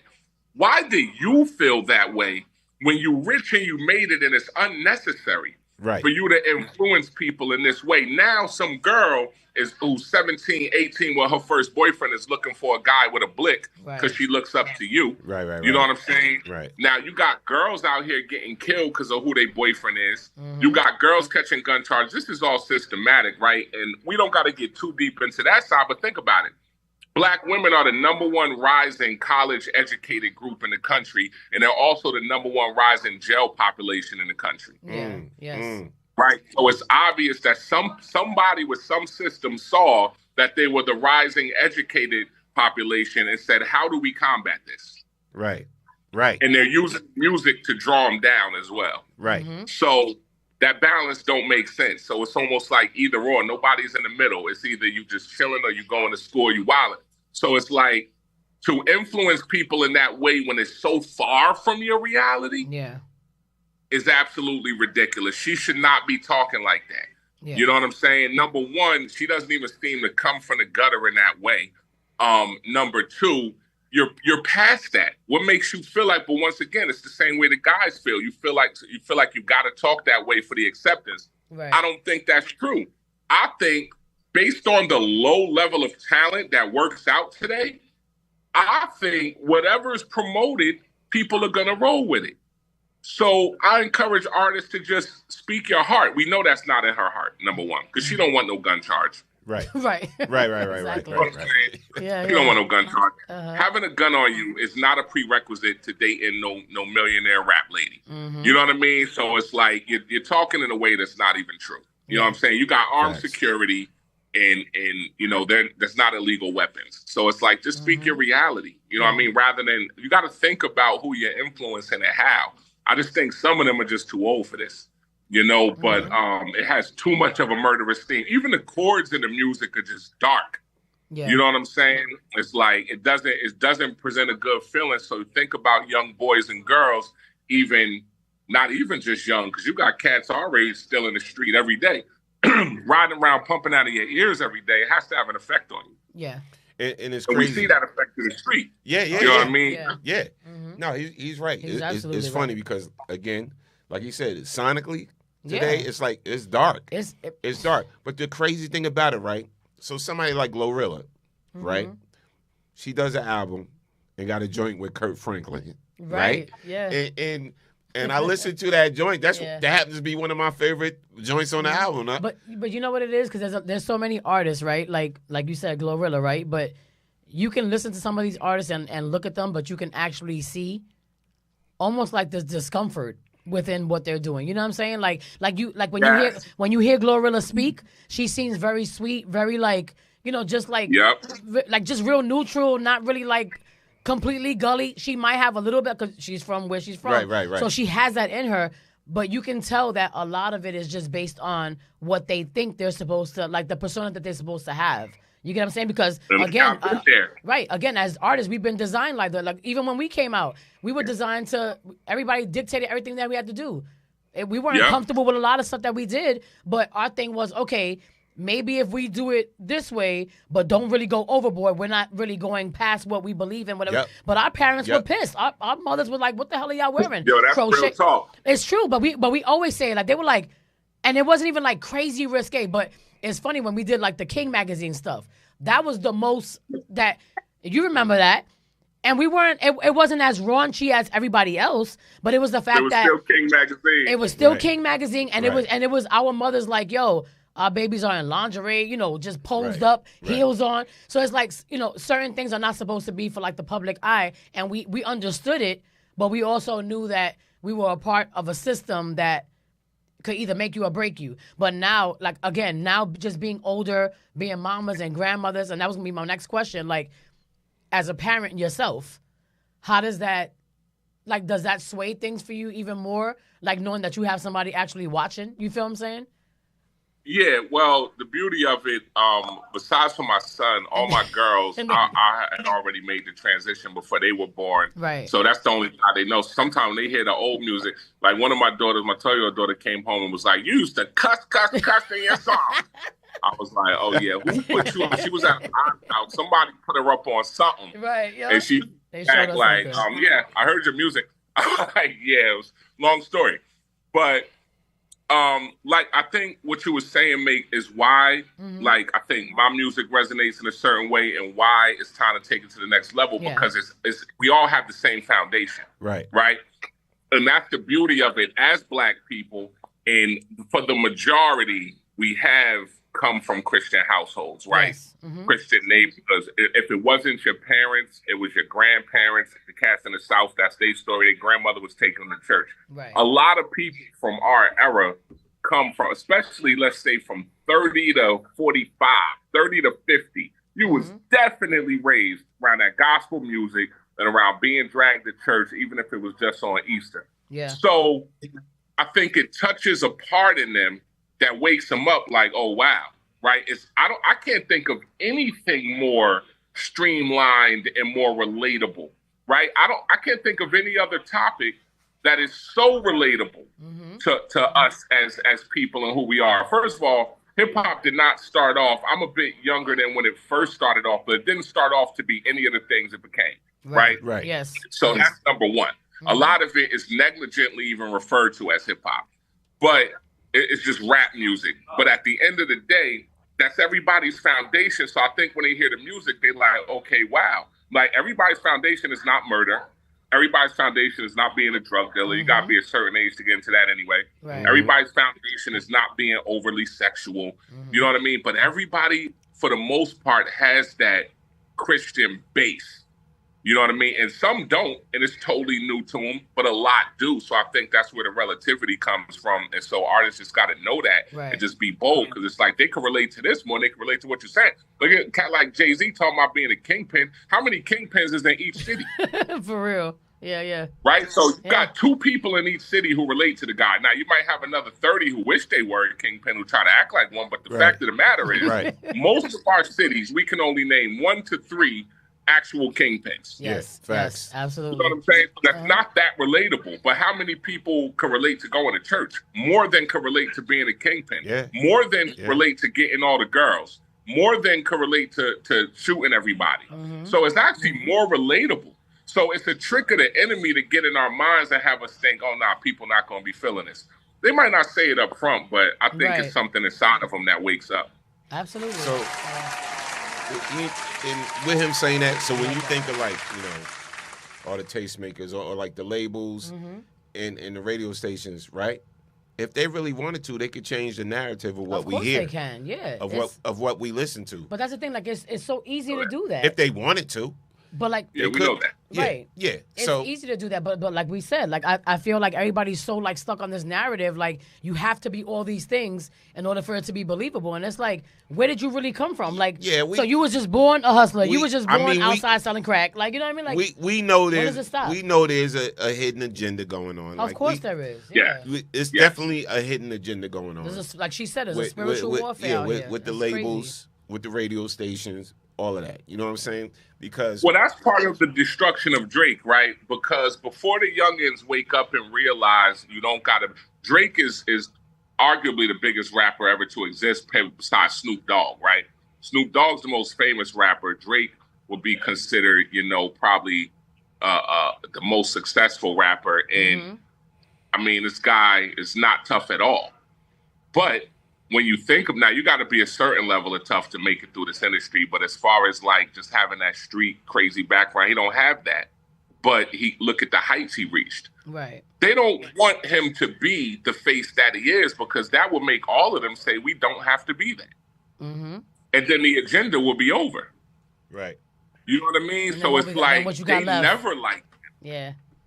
because of that. But they'll exalt the nonsense, you know what I mean, because of, all kind of stuff. It's privatized jail system stuff. It's, the fact that us as people will take this country over. It gives so many people jobs. It does so much, you know what I mean, that at the end of the day, even if you have crazy stuff in your background, as soon as you start talking Black empowerment, now it all gets exposed. Everybody from Bill Cosby to Diddy to whoever else, right? Nobody cared about none of that other stuff they was doing until they started talking this Black empowerment stuff. Now it's time to destroy them. Facts. Right? So, yeah, there's an agenda at the end of the day. But the best way to beat a system is to create another one, right? It's not really about becoming a civil rights leader or going on a crash dummy mission to get yourself killed. It's just about shining that light. You know what I mean? So that's what we're here to do. Absolutely. Real quick, I want to play the clip real quick of Nucci. Yes. I was finding clips of joints I like, whatever like that, so I got to play. And I'm mad at myself because I meant to ask you earlier about your new joint to see if you wanted to send it in. That was grandma duties was kicking in, so I didn't get a chance to ask you if you could send it so we could play it. But yes. Yeah, let me got run some stuff, right? Yeah, let me run this clip real quick. Okay.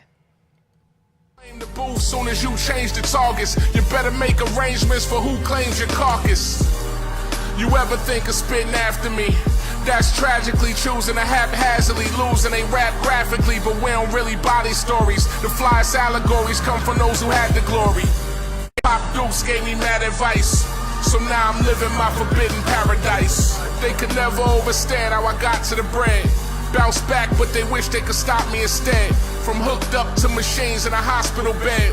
Phone calls from the fam, is he possibly dead? Nope, what's a coma but a nice nap? Seemed like it took forever, but you right back. Look the devil in his eye like how you like that. God got the final say, or you don't like facts. We'll let the truth reign regardless. Cause new chat sure as Hussein was heartless. I blue flame the booth soon as you change the targets. You better make arrangements for who claims your carcass. You ever think of spitting after me? That's tragically choosing to haphazardly losing they rap graphically, but we don't really body stories. The flyest allegories come from those who had the glory. Pop Duke trying to lift some kind of monolith, but if you need some proof, I got a list. Every day around the way was a plot to twist between the ops and them cops who stop and frisk. We done came too far, won't stop at this. I've been healed too many times. We could have been killed too many times. We drilled too many times, for real, too many times. Henny with the pills too many times, you still ain't get a sign. Ain't the prosecutor say you would get a dime? Yeah, and they still ain't give them time. I'm in the field, every sinner's a friend of mine. Demons wanna kill him, take a number and get in line.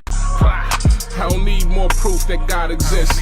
As if he's hitting the floor, we bounce back like it's Wilson on us. Let them see the real me, it ain't no filter on us.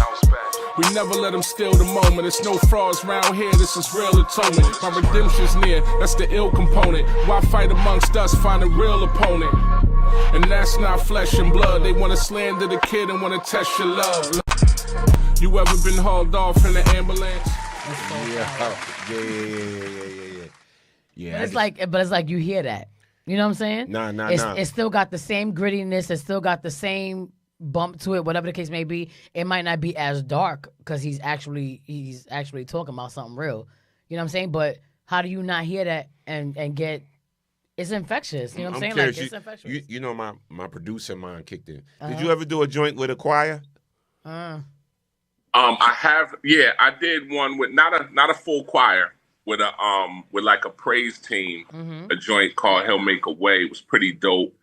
Shout to Seth Nix, Bishop Hilliard's praise team at the time. Came out dope, but a full choir, that'd be crazy. I think a tour with a choir would be nuts. Man, that would be fire. Bananas. And it's crazy because I actually did a song for Dorinda Clark. Oh, that's dope. Yeah, I did a song for her, and it was something they was using as a tribute in D.C. with Michelle Obama, Cicely Tyson at the time, Hillary Clinton, and everything. It was a tribute to Sojourner Truth. Yeah. And so, that's dope. So Dorinda came to my house out in Plainfield with her daughter, and we recorded the song and everything, and then her and Yolanda Adams sung the song. So like I hear like, you know what I'm saying, like his voice and style, and because what he's talking about and everything, I know Dorinda would love that, man. Yeah, that'd be hot. I mean, they had nothing but heat. So I mean, even to chop up something that they did and then actually get them on the record, I mean, that'd be crazy. And it's dope because Nucci, like every now and again, whenever he goes on live, he'll tag certain people. He always tags me in his lives, and he tagged me one time when you had the live when you was listening to Beats one night. Yeah. And everybody was like, giving their opinion about certain tracks that came in or whatever. And it was, even with that, he was just like, nah, it's too dark. Like, nah, it don't really have no substance. Yeah. And it's crazy because most people were like, I was like, reading through the comments, and everybody's like, nah, but that's fire. But he was like, nah, it's too dark. Even with the feel of the music, he's like not having it. But it's dope. Because even with what we just heard, like, there's a darkness to it, but it's not. You feel what I'm saying? Like, yeah, but some things call for that. Some things call for that because he's still talking about some real ish. If you're talking about battling, you know what I'm saying, between God and the devil, whatever like that. Listen here, that's the realest dark. content. Yeah, it's gonna be. But that's one of the realest content. Those are the realest conversations that you have to have nowadays. And again, I think people are so afraid. Jesus Walks was dark. Jesus Walk was dark. crazy dark. It was. But like we said, that was one of his best joints. That's one of my daughter's favorite joints. She loves old Kanye.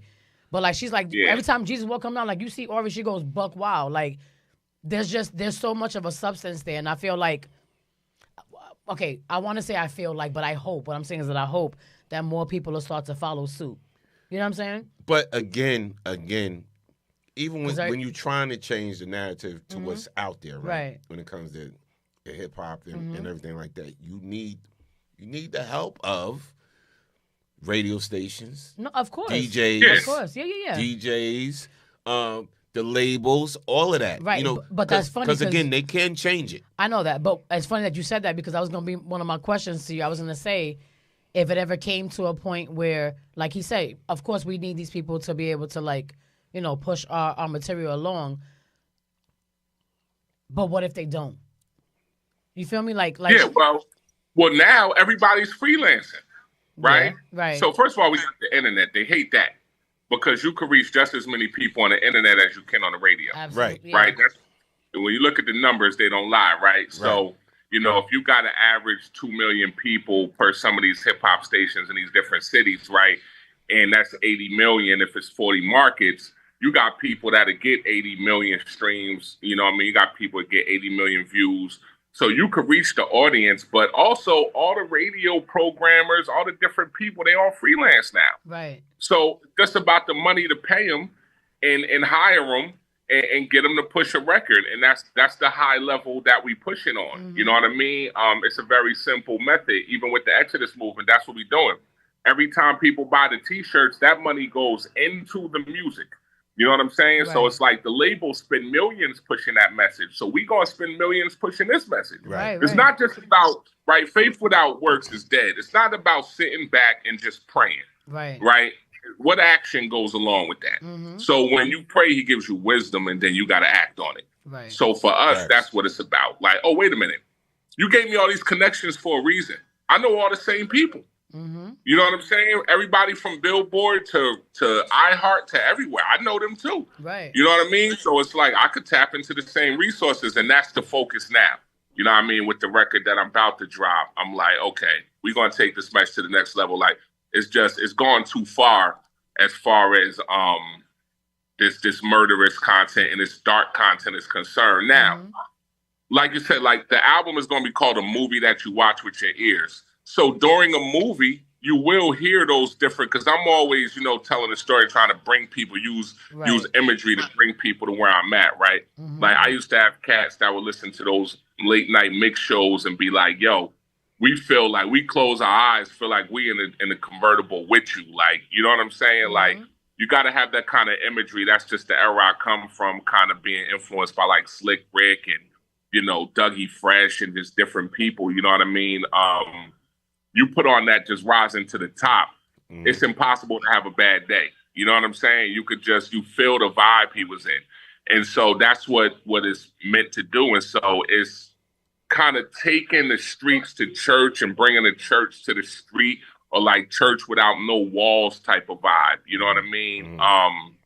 So this is not the regular church type stuff people grew up on. So I almost even want to stay away from getting caught up in just the religious aspect of it and kind of leading people to more the relationship, you know what I mean, side of it. You know what I mean? Because everybody's walk is going to be different. That's not making an excuse for no nonsense. Everybody's walk is just going to be different. It's going to look different. We all come from different things that had a hold of us, So at times people might hear the music and be like, whoa, like you said, it's a fight. So it gets dark. Because let me tell you, it's a war and we don't win every battle. Yeah. Facts. And we're wrestling. So, hey, look, sometimes I'm on top of the devil and sometimes he's on top of me. You know what I'm saying? It's a wrestling match. This ain't no game. Right. You know what I'm saying? Yeah. So, like, I'm not here to pretend that it's all sunshine and rainbows. You know what I mean? And, so at the end of the day, I'm just really here to prove that this is a better route. It's a better life.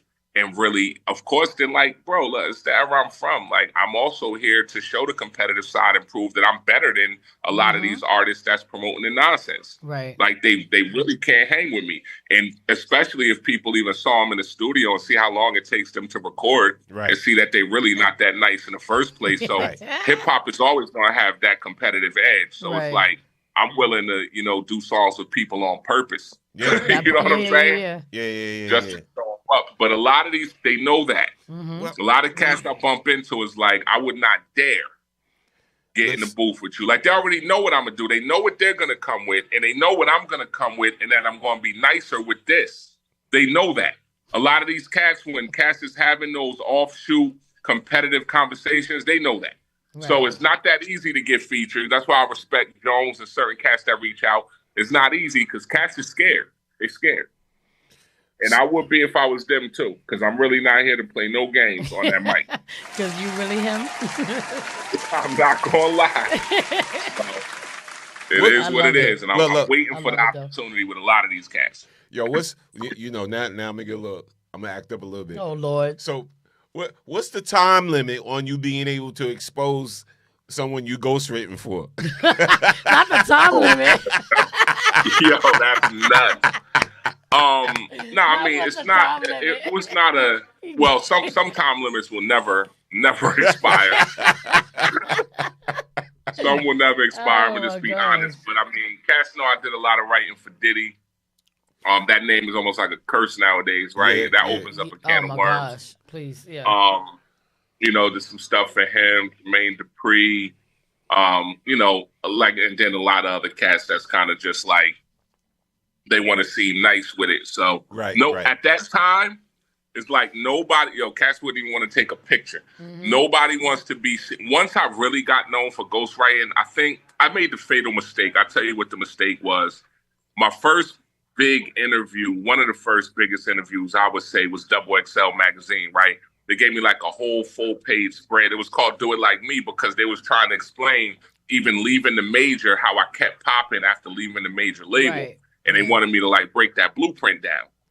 And because that's not easy. I made the mistake of the interview's over, and yet I'm still kicking it with the guy. He's a journalist. Right? I'm learning that lesson the hard way. You do not have a conversation with a journalist and think it's not getting printed. Right. So, yeah, so he goes putting all kind of stuff in there. He wrote for this one. He wrote for that one. He, you know what I mean, wrote for Lil Flip, and he did this and did that. And none of that was nobody's business. But me, probably at the time, drinking Hennessy and running my mouth. Right. It all gets printed. You know what I mean? But, yeah, I did a lot of writing. It's very lucrative. You know, we was getting it in. You know what I mean? Being my songwriter of the year, I think that was good. We took that home. I mean, a lot of different stuff. Our team is just like that. A lot of the songs, too, that I actually sold was actually my records. We would just play records for people, and they would purchase the whole record, and we, like, have it. You know what I'm saying? So, yeah, we did a lot of heavy stuff with the writing. But once that era ended, it was terrible because a lot of the producers ain't that big no more, right? It didn't become a producer market. So you didn't have Jermaine Dupri and Puff rapping and Dre rapping and, you know, Jazzy Fizzle and Timbaland and all them. So that era going away was terrible for ghostwriters, but it was a fun time. But I will say this, nobody ever spits it correctly. So there's a part of ghostwriting that part of it just sucks because it's like this person is about to take this verse and hack it up. Right. And it's going to come out terrible. People don't know what the original was supposed to sound like. But yeah, if I let some of these references go, people will be very interested. Yeah. It's really funny. I wouldn't do that. I'm not going to do the whole, what's that guy who let the Drake references go? Quentin Miller or whatever. That approach. But yeah, you know, I just keep the integrity. You know, cats call me in, hey, we want this song. We don't want nobody to know. I'm like, hey, cool. Write the check. It never happened. But it's so crazy. Like I never understood that whole concept. Like I never understood what's so bad about somebody. So ghostwriting for somebody just kind of automatically makes you whack. Is that what it is? But like you can't write your own material. It doesn't make you whack, but as an MC. But for hip hop, as an MC, but no, that's what I'm saying. As an MC, you're more of an it factor if you can write your own material. So it just it reduces that, I guess. Like it just brings you down. Automatic. You're not an MC if you don't write your own. If somebody writes yours, okay, got you. Yeah, all you could be is a rapper. Yeah. You know what I mean? And so we know it doesn't come from your heart. It doesn't come from your mind, but it's heartbreaking because when I was first asked to ghostwrite, I had never even heard of it. I didn't know ghostwriting was a thing. Right. So it broke my heart to find out like Biz Markie had a ghostwriter. You know what I'm saying? Because I'm from Jersey, grew up looking at him. You know, I remember them cats freestyle in front of Vogels and Elizabeth and Iwicks and stuff like that. You know what I mean? When I was probably 10 years old, you couldn't tell me I wasn't in the Get Fresh crew. And then I thought I was in the Juice crew. So when I found out that they didn't write their lyrics, I was just like, oh, wow. Right. You know what I mean? But the music could still be good. It doesn't take away from the quality of the music, but you're not an MC. Right. Right. So I have a question. So, because I know ghostwriter is a whole nother subject, right? But if there was anybody in this industry, MC-wise, why you laughing? I'm just saying, if there's any MC out there right now that could come up to you and say, yo, Nooch, I want you to write something for me, who would it be? And who would you want to? I would like to write something for LL. That would be fire. Yeah, I would like to write something for LL. Certain cats like that kind of, you know, having them sound crazy, current and next level. Like, even like somebody like Slick Rick, I think that would be dope. Let me see. I can hear you writing for Kane. Oh, that'd be crazy. Yeah. That would be crazy. Writing something for Kane would be nuts. Yeah, because I mean, I studied a lot of these cats' flow, and then over the years, I think sometimes cats just don't hone the talent or understand the new levels of production, so they kind of just fall back. Right. But yeah, I think cats like that, like that's the cats I grew up looking up to. Right. You know what I mean? But I think a lot of these new artists, especially a lot of these drill rappers, they could benefit from having a ghostwriter because they just sound terrible. Absolutely. But see, but like, because that, I mean, it's not like it's not a thing, right? Like you can write for an MC and then not discredit them, right? It's a ghostwriting. Well, writing for an R&B artist, that's acceptable. That's different. That's different, that's obviously right? different. But when that's songwriting. That's That's songwriting. We know that there's a huge difference. But that's what I'm saying. It should be, you know what I'm saying? Like, it's just like, I I'm know just cats. saying because you know I'm a Kane head. We got the same birthday. That's my boo in my head. Not like that. I lied to say he was my father when we was in. Never mind. The point is, right? Somebody like that who you know is just nasty on his own. Like, he's talented beyond his own right. Does that happen? Like, does that happen? Do conversations like that kind of happen where he would say, like, he would be open for somebody to write with him? I'm asking y'all, like, if y'all him. I can say this only because it's public knowledge. So Smooth B, that's my dude, right? Nice and Smooth. Nice and Smooth, yeah. Smooth B, that's my guy. That's a friend of mine. That's like my brother. Mm-hmm. But Smooth B, he goes. He goes rope for someone? Because I know, listen, if he listening, he going to be like, damn. So maybe you shouldn't say it. No. He did ghostwriting for Bobby Brown. Okay. Right. But that's different because Bobby's all a singer. his raps. Well, right. he does a little bit of both. But for the raps. Mm-hmm. Oh, wow. See, this is hip-hop history. And I always thought, when I heard that verse, I was like I'm a hip-hop historian, so I love the fact that now I know.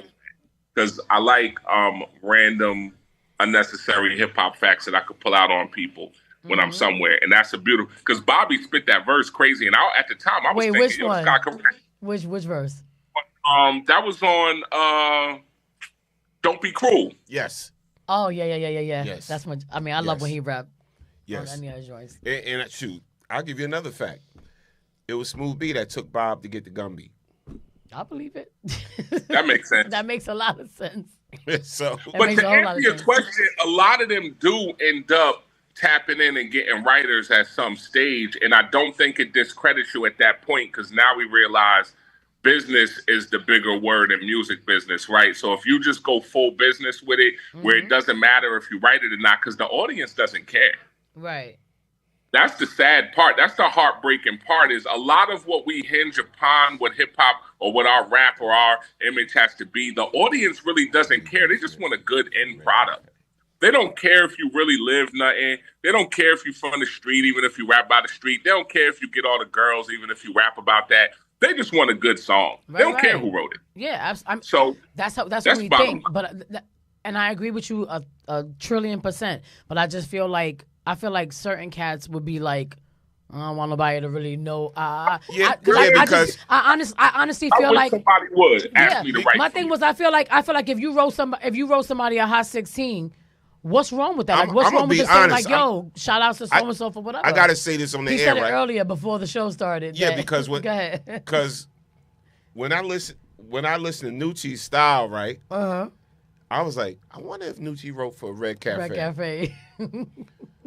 People say that all the time. Like, that was literally the first comparison. Like, when I went down to Miami that time to spit for Pooh and Russell and all them cats, Cafe was there. He was in a group at the time with Gravy called Franchise. And that's the first thing Cass was saying. It was like, yo, he sound like Beanie Siegel. He sound like Red Cafe. You know what I mean? Like, that was the whole consensus. But, nah, Cafe is my man. You know, we did a cypher one time. That's on YouTube, too. But, nah, I never wrote for him. Okay. We do have a similar style, though. I could hear it once people said it. Yeah. You know what I mean? But, yeah, he's always been a cool cat. But, yeah, I don't know. I get a lot of comparisons, but... Nah, I never wrote for, like, I think he's one of them MC cats that he's going to write for himself. He wants that credit of, you know what I mean, I come up with this. And I'm sorry, it's a stay. We come from an MC era. I don't think it matters today. Right. But where we come from, yo, you had to be dope. You had to have a good show. Look at these guys now. They perform to their own tracks. They're just hosting the playing of their song.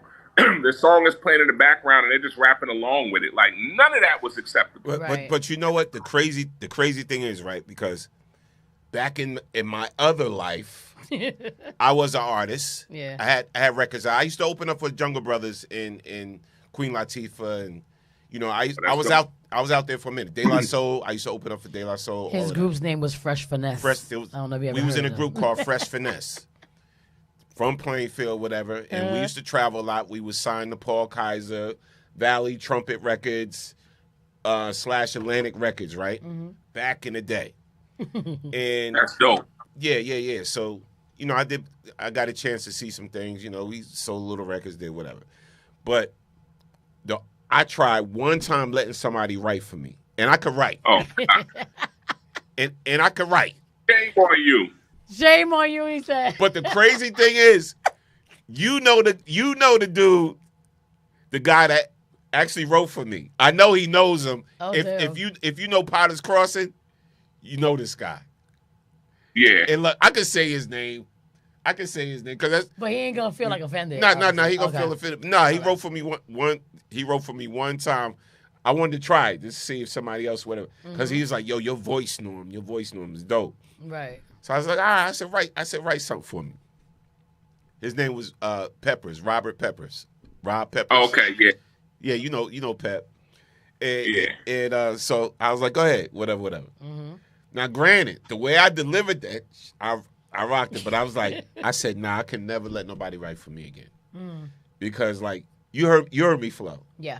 You know what I'm saying? So it's like when I want to get down, I get down with it. You know what I'm saying? But I moved on from that part of my life. But that's what I'm saying. So like what's the because I'm a singer, so it's different when it comes to singers. I just singers. didn't feel right. But that's what I'm saying. So like what changes the dynamic when somebody writes for you? Because it's just words at the end of the day. It's about how you deliver it. Facts. So is there, but are people like really focused on like this the cadence they want? You know what I'm saying? Like what makes it so as a different when it doesn't singer, work? it's just different. Yeah. It's just about what the foundation is. The foundation of singing just doesn't start with you have to be the one that wrote the song. Right. The foundation of hip hop is it's got to come from you. Right. You know what I mean? Absolutely. It's your talent. It's your skill the whole time. Yeah, that's more what it about is. the voice with singing. Mm-hmm. It's about the lyrics with hip hop. Yeah, that's what it was with me. I'm like, nah, it didn't feel like it came from me. Right. Okay. So it wasn't no disrespect to Rob, but I was just like, it don't feel like it came from me. Right. But it's a little bit different when it comes to hip hop. I think with like you said, songwriting is different because you can just jump into character. But for like artists like us, like me and the girls, like we always love to incorporate just emotions and stuff that we can actually relate to that we've been through in order to be able to like execute a song correctly. And sometimes, and we've had songs where people wrote for and we're like, we're not really feeling it. Whether it was the track or the lyrics, we're like, we can't really relate to that. Like, there's no way we're gonna sing this. And we're very like adamant about not singing something that we can't really feel. You know what I'm saying? Like, so I feel like there's not really a difference. Song selection is everything. Absolutely. Yeah. For for singers, it's everything. Because for y'all too, we gotta believe it. You know what I mean? And so you see with pop and with certain kind of singers, we just don't even believe it.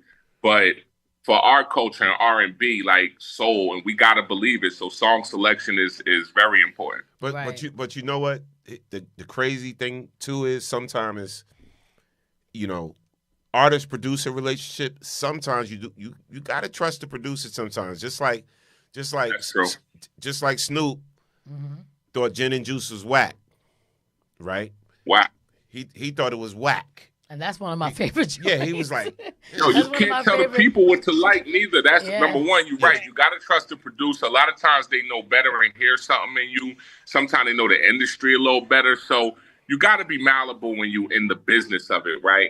It can't just be like one time, Carlos Hassan, he shut me up real quick because I was like, I did a record. He's like, yeah, we're going to push this one. And I'm like, I don't like it. And he was like, well, do you plan on buying 1 million copies? And I'm like, well, conversation over. It's like, you don't gotta like it. Facts. Yeah. You don't even like it, but you gotta get up there and perform it. You gotta shoot the video, and that's that. You know what I mean? So it's like, it's a business side to it. It's not about your personal like he gave me this example. Imagine having a store where only the candy you like in it. Right. Well, you better hope everybody else likes it too. You know what I mean? Else you won't be open for very long. So there's just a business side where, you gotta listen to the producer, and then the part of it that bugs me out is you can't tell the people what to like. Right. Yeah. Absolutely. Never know. Yeah. And a lot of times, as an artist, back in my artist days, or whatever like that, like we would do a record or a song, or whatever like that, and be like, whatever, like nah, let's not put that out, or let's not whatever, and then like the producer or somebody I'm working on the song with would be like, yo, Norm, sometimes you got to have the baby. And I used to went up like, what do you mean by that? Sometimes you just gotta have the baby. Yeah. Sometimes you gotta have the baby and let it go. Let it go. Yeah. Yeah, you know what I'm saying? And I got what he was saying. So when I started producing and working with people, whatever like that, I was like, nah, just have the baby. See, let the public do all the judging and all of that. You fall back. You just keep pumping out the music. Yeah. So I learned that a long time ago. And because it's crazy. Like, I think I laugh because, like, whenever we, like, play our own stuff and listen to stuff, I remember when I first heard his voice, just his delivery, his cadence or whatever, and I was like, okay. But then when I found out what song he was going to be on, I was like, wait, how is this going to work? Because the song, because, Bump to me was, like, very kind of like pop-ish, crossover-ish in a way. Yeah. But it was so weird, like, the way he led it. Because his verse came on right before the song even started. Right. It kind of flowed like dope. Like, it was like he set a precedence for the song. And I've gotten so many like different reviews from different people, but they were like, yo, like, I love it, like the way he sounds on it, and then the way he y'all came in after. It was just different because it just wasn't one of those songs that you would think that you would hear him on. Right. You get what I'm saying? Right. So that's true. When he sent me that beat, I'm usually pretty. But I sat with that track probably for like a month. I'm sure. You know what I'm talking about, right, Bump? I sent it to you. Yeah. Yo, craziness. Yeah, I was like, okay, I see what y'all trying to do here, but they was like, listen. That was like some label decisions and stuff like that, so. And that's what we talking about just now. It was just having to trust the producer and just, trust the system. Where they like, look, this the kind of music that we signed you to do. Right. Like, we saw your talent from what you was doing, right? But that's not what's going to sell. So they like, the session is at 9:00. We'll see you tonight. Yeah. Okay, great. So just had to switch it up, But that was really my first intro into honestly saying like, yeah, let me get away from this more street stuff because it's a whole different experience. The session is a different feel. The vibe is different. The tours are different. The circuit is different. Like, when I was on the road with y'all, I didn't even need security. You know what I'm saying? Versus, being on these hip-hop tours, you need 100 of your niggas with you. It's it's a whole different vibe. It's like you could do those festivals that I was doing with y'all and then walk around, get something to eat, hang out, be in the crowd. And that's what I think a lot of these cats are not realizing is that the quality of their lives are declining. Because of the kind of music they're doing. You know These what? kids can't go nowhere. I'm so glad he said that because, bro, when I tell you, fam, I get invited to just because, again, I've been in the game a long time, so I get invited to these places with the younger artists now. Come out to the such and such show or blah blah blah blah blah. Yeah. And it's like when I got around it a few times, I was like, I can't do this no more. Like, I don't want to be around that. Right. You know what I'm saying? It's like, it's like I decline now because it's a difference if I'm going to an Allure show or R&B show or whatever like that, or I get invited to like Ice Spice or if you get invited, I'm not coming with you. No, I'm just saying I get invited to Ice Spice or Glow. Come out here and cover. But even I love Glow. I love Glow. Don't get me wrong. You know what it is? Because I like Glow's person. I like her separate from her music. There's something about her personality, her character that kind of like it's cute. I don't know. Lil Durk gonna be performing that with her. I'm like, I'm gonna miss this one. I don't even know none of his. I couldn't even mention one of his songs. I'm gonna miss this one. And there's no disrespect. I just don't. I'm not like. Call me. Let's keep it 100. Call me when Kane and absolutely. And L is doing some Rock the Bells or whatever like that. When there's the OGs, so to speak. I'm there. We the 45, 50-year-olds, 55-year-olds. They just trying to have a good time. You know what I would love to see? You remember Jason's Lyric, right? Yeah. Remember the soundtrack when they did the You Will Know song where they had everybody on it? Yeah. I feel like you should lead something like that. Like, you should create a song that's on your wave right now, like everything that you stand for right now, and just invite certain artists to come, like certain MCs to come and be a part of it and make it a big, how we have We Are the World and Voices That Care and things like that. I think we need something like that to kind of like lead. Yeah. I gotta do right that now. because you're like the third person. My man Malik said something like that recently, like that. The same gang record he compared it to. He's like, you got to put one of those together. There's somebody else was like, yo, you got to do like a self-destruction type record. So yeah, I think I need to make that happen. I think it's time for something like that. I could see that. Yeah. I can see it. Listen, man, before we let you go and everything, so where do you ever see Pastor Nucci Rayo in the future? In the future. That's crazy. Yo, people tell me that a lot too. I think so. I think eventually, that'd be cool. You know what I mean? I don't know if it'll be digitally or physical, but yeah, I think I can make something like that happen. I think that's the natural next step. Facts. Word up. I think it'll draw people that, don't know what church to step into. You know what I mean? Yeah. So, and it's hard to find a good one now anyway, one that's not about money, one that's not about, the preacher trying to, lock the doors on you and ask for money. Yo. Come on, Marvin. Y'all leave Marv alone. He was only asking for $20. Lock the doors. He was only asking for $20 from each member. Was he? Okay. I mean, we all know what it's like to try to creep out of church early and get told to sit down or the ushers open the doors too but lock soon. the doors is kind of crazy. Lock the doors is crazy. I think it looked way worse. It did. than it probably was. Right.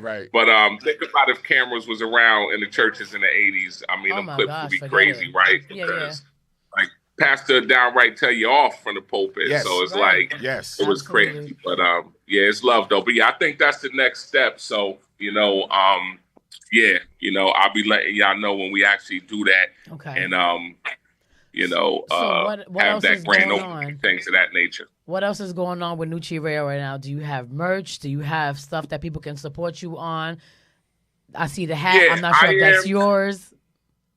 I am the kingskid.com is where we got all the merch at. That's how you can support the movement of this takeover and taking hip hop back. Mm-hmm. You know what I mean? The album, a movie that you watch with your ears is coming. I'm thinking I want to drop it on my birthday, June 28th.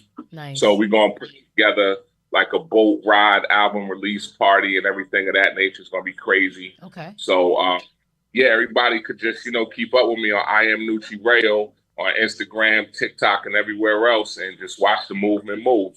No doubt. That's No so doubt, dope. man. Listen, man, it's definitely been a pleasure. Absolutely, Just yeah. kicking it with you, man, and just talking about some real things. You know what I'm saying? Yeah. No doubt. We got to do a part 2 soon. When this next single drop, when you hear it, you're going to hear how riveted it is. This one we dropping on Mother's Day. Nice. And, we'll come back on to talk about that too. So I appreciate y'all for having me. No doubt. Thank you for inviting me. Of course, Kids. of course. It's always I a good love you, time. man. Oh, wait, so we got No doubt. Angela. Julia said, thank you for the interview, Real Talk. She said, my new favorite is Blessed, Nucci Rayo. It bops all really good. That was on YouTube. I'm just trying to check all the comments and stuff so we we don't forget nobody. Hopefully next time we get you in here live, man, and hang out with us, man. Wait, we gotta do that. So speaking of which, because he just lit a little fire because I was kind of scared to ask, right? But I was gonna ask you earlier, could you spit something just on the humble, like anything off the top of your head, real quick for everybody? Okay. Because I love to hear him. So I know, right? I'm gonna do it next time. I wish I could, but like I said, I'm just getting over. oh, you this just getting normal better? life. Yeah. Yeah, I forgot. That's right. So next time, But I'll hold you to it. Yeah, but I had to do this because we planned it for so long. No, but, we and appreciate you for real. And I still a workhorse, so I got a session right after this. But next time, we definitely gonna get it in. And you just be careful out there, man. Take care of yourself. No doubt. Listen. Anybody, if y'all missed any part of the interview, this is actually gonna run again tomorrow on the TuneIn app, and it will be on social media again tomorrow. Yeah, and also, Nooch, can you give everybody your social media handle so they know where to follow you? Because I know mad people are gonna follow you after this. Yes, I Am Nucci Rayo. It's spelled NUCCIREYO, and hit me with those links so I can blast those out as well. Absolutely. No doubt. All right, King, salute. Appreciate you, man. Oh, love. I'll see y'all soon. Peace. Love you, man. Take care of yourself. Yeah, that was a good one. That's my dude, man. He's dope. That was definitely He's a good super one. dope. Listen, shout out to everybody on the check-in. Yeah, man. And it's funny because, again, we do this every week. When we have a guest, we're going to talk about We this, that, we whatever. forget. But that's why I be telling people, like, we get so, like... Caught up in the interviews. Yeah, we get engaged we so get deep. caught up in the interviews. But not for nothing, I was looking forward to this only because of the fact, like I said, like, we talk about this stuff all the time, you know what I mean? Like, just as far as the state of music in general, not just hip-hop and R&B, because there's a lot going on both sides. But I really wanted him to be able to shed some light on just where he's going, because I feel like more people should just be more engaged into following that same path. I'm not saying just give up your whole lifestyle or whatever the case may be, but there's so much truth behind just what's going on today. You know what I mean? Like, there's a lot of darkness, like we said earlier. My girl said on YouTube, she said there's a spiritual warfare, and I feel like people need to take that a little bit more serious, because we've been engaging in so much, like, and you know, we've been in this industry for so long. We've seen a lot, we've dealt with a lot, and it's scary. You know what I mean? And when you think about, like, why so many people aren't as big as they were before, like, really, really do your research and think about it for a second, because it's wild out here. So I love what Nucci is doing, and just the path that he's taken is beautiful. And I just hope that it encourages more people to just, you know, do the same thing. No doubt. And if he ever has that tour, you got your choir over here, you got 3 over here, 4 over here, MC, whatever. You know what? You never know. Listen, shout out to everybody on the Super check-in. dope. Don't Yes. forget, man. This is going down April 27th. Yes. At NJ Pack. Tyrese. Special guest, John B. It's going down NJ Pack. You can get your tickets now. Get them now. Yes. NJPack.org. It's going down. Get ready for an intimate evening. Tyrese. Up close and personal. It's Tyrese live. April 27th at NJ Pack with special guest John B. An intimate evening with Tyrese. Tickets at Ticketmaster. Brought to you by SJ Presents. Get ready for an intimate evening. Tyrese. And also, don't forget the 70s Soul Jam Yes. is going down as well. So that's going down in May. Yes, featuring the Stylistics. Sorry, my eyes ain't working. William Hart's Delphonics, Harold Melvin's Blue Notes, Blue Magic, and Heat Wave. That's going to be May 31st at NJ Pack. Get your tickets, support these artists. This is where it all started for a lot of us. So please always support these artists, because they're the ones that brought it before everybody else thought they was bringing it. And if you're in the Always area. a pleasure, yeah. And if you are in the area, this week coming up, April 15th, DJ Storm Norm the General will be back at Miller's Air House for this karaoke extravaganza that everybody went to this week. I heard a lot of good things about it. I'm definitely coming out this week. Miller's is located at 1664 US 22 in Watchung, New Jersey. And that's going to be April 15th. Shout outs to MC Naughty. What time does it start? 7 p.m. So if you guys aren't doing anything, if you're in the area, or even if you're in New York or you're somewhere outside of New Jersey and you want something to do, trust me, it's going to be, it's always good vibes. Always good vibes. Karaoke, music, good food, good drinks. Come out and support so we can keep on having things like this more often, because I think karaoke is always fun to, like, bring people together. I know you rocked it. I'm sorry I missed it, but I had to, you know, had the glam babies. You going to be in the building this Tuesday? Yes, I'm coming. I literally had to ask my daughter, can you switch your your work day so I can go and support Norm? She was like, whatever. You know, Ori. I literally asked her because I wanted to come out and support. So, yes. No doubt, Yes, no doubt. I am definitely coming. All right, y'all, listen. We want to thank everybody for tuning in. Absolutely. Special shout out to Nucci Rayo shout once out to again for Nucci that Rayo. dope-ass interview.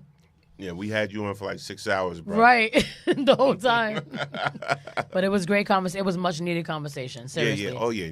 No, definitely. I loved it. Y'all make sure y'all support him. And please follow him and support everything that he has going on. Absolutely. And again, if you can, check me out in May. I'm going to be on Pix 11. May 16th, right? Yes. Pix 11, DJ Storm, Norm. Shout out to Jonesy, Miss Jones, for making this all possible. My boy gonna be getting that. I'm excited for you. This is so dope. Listen. Nah, I just want to chill with Hazel with and Dan. Hazel and Dan. And then hopefully I see Vanessa Freeman and hey Vanessa. Hey Vanessa. And the weather girl. I can't. Stacy Ann Golden and everything like that. But nah. I'm excited though. This is really big. Yeah, this it's is gonna dope. be a nice little time up there. Yes. You know, nice little interview. I get to vibe, rock out, do what I do. Yes. On the ones and twos and everything. And shout out to all the love and support that y'all gave me on that and everything. But appreciate y'all. And we'll see y'all next Thursday. Absolutely. Storm Morning Show. BKS1 Radio.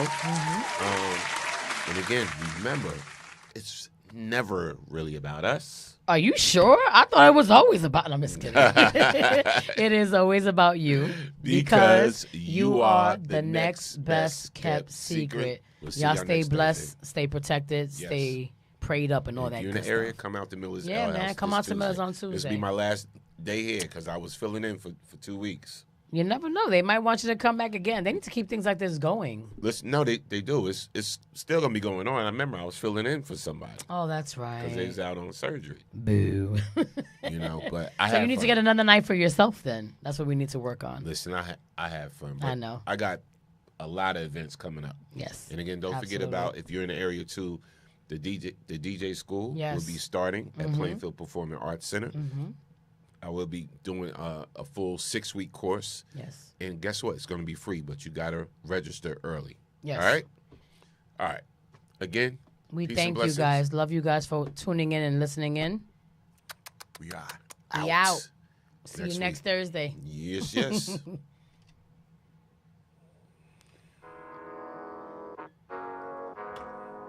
Peace. Bye.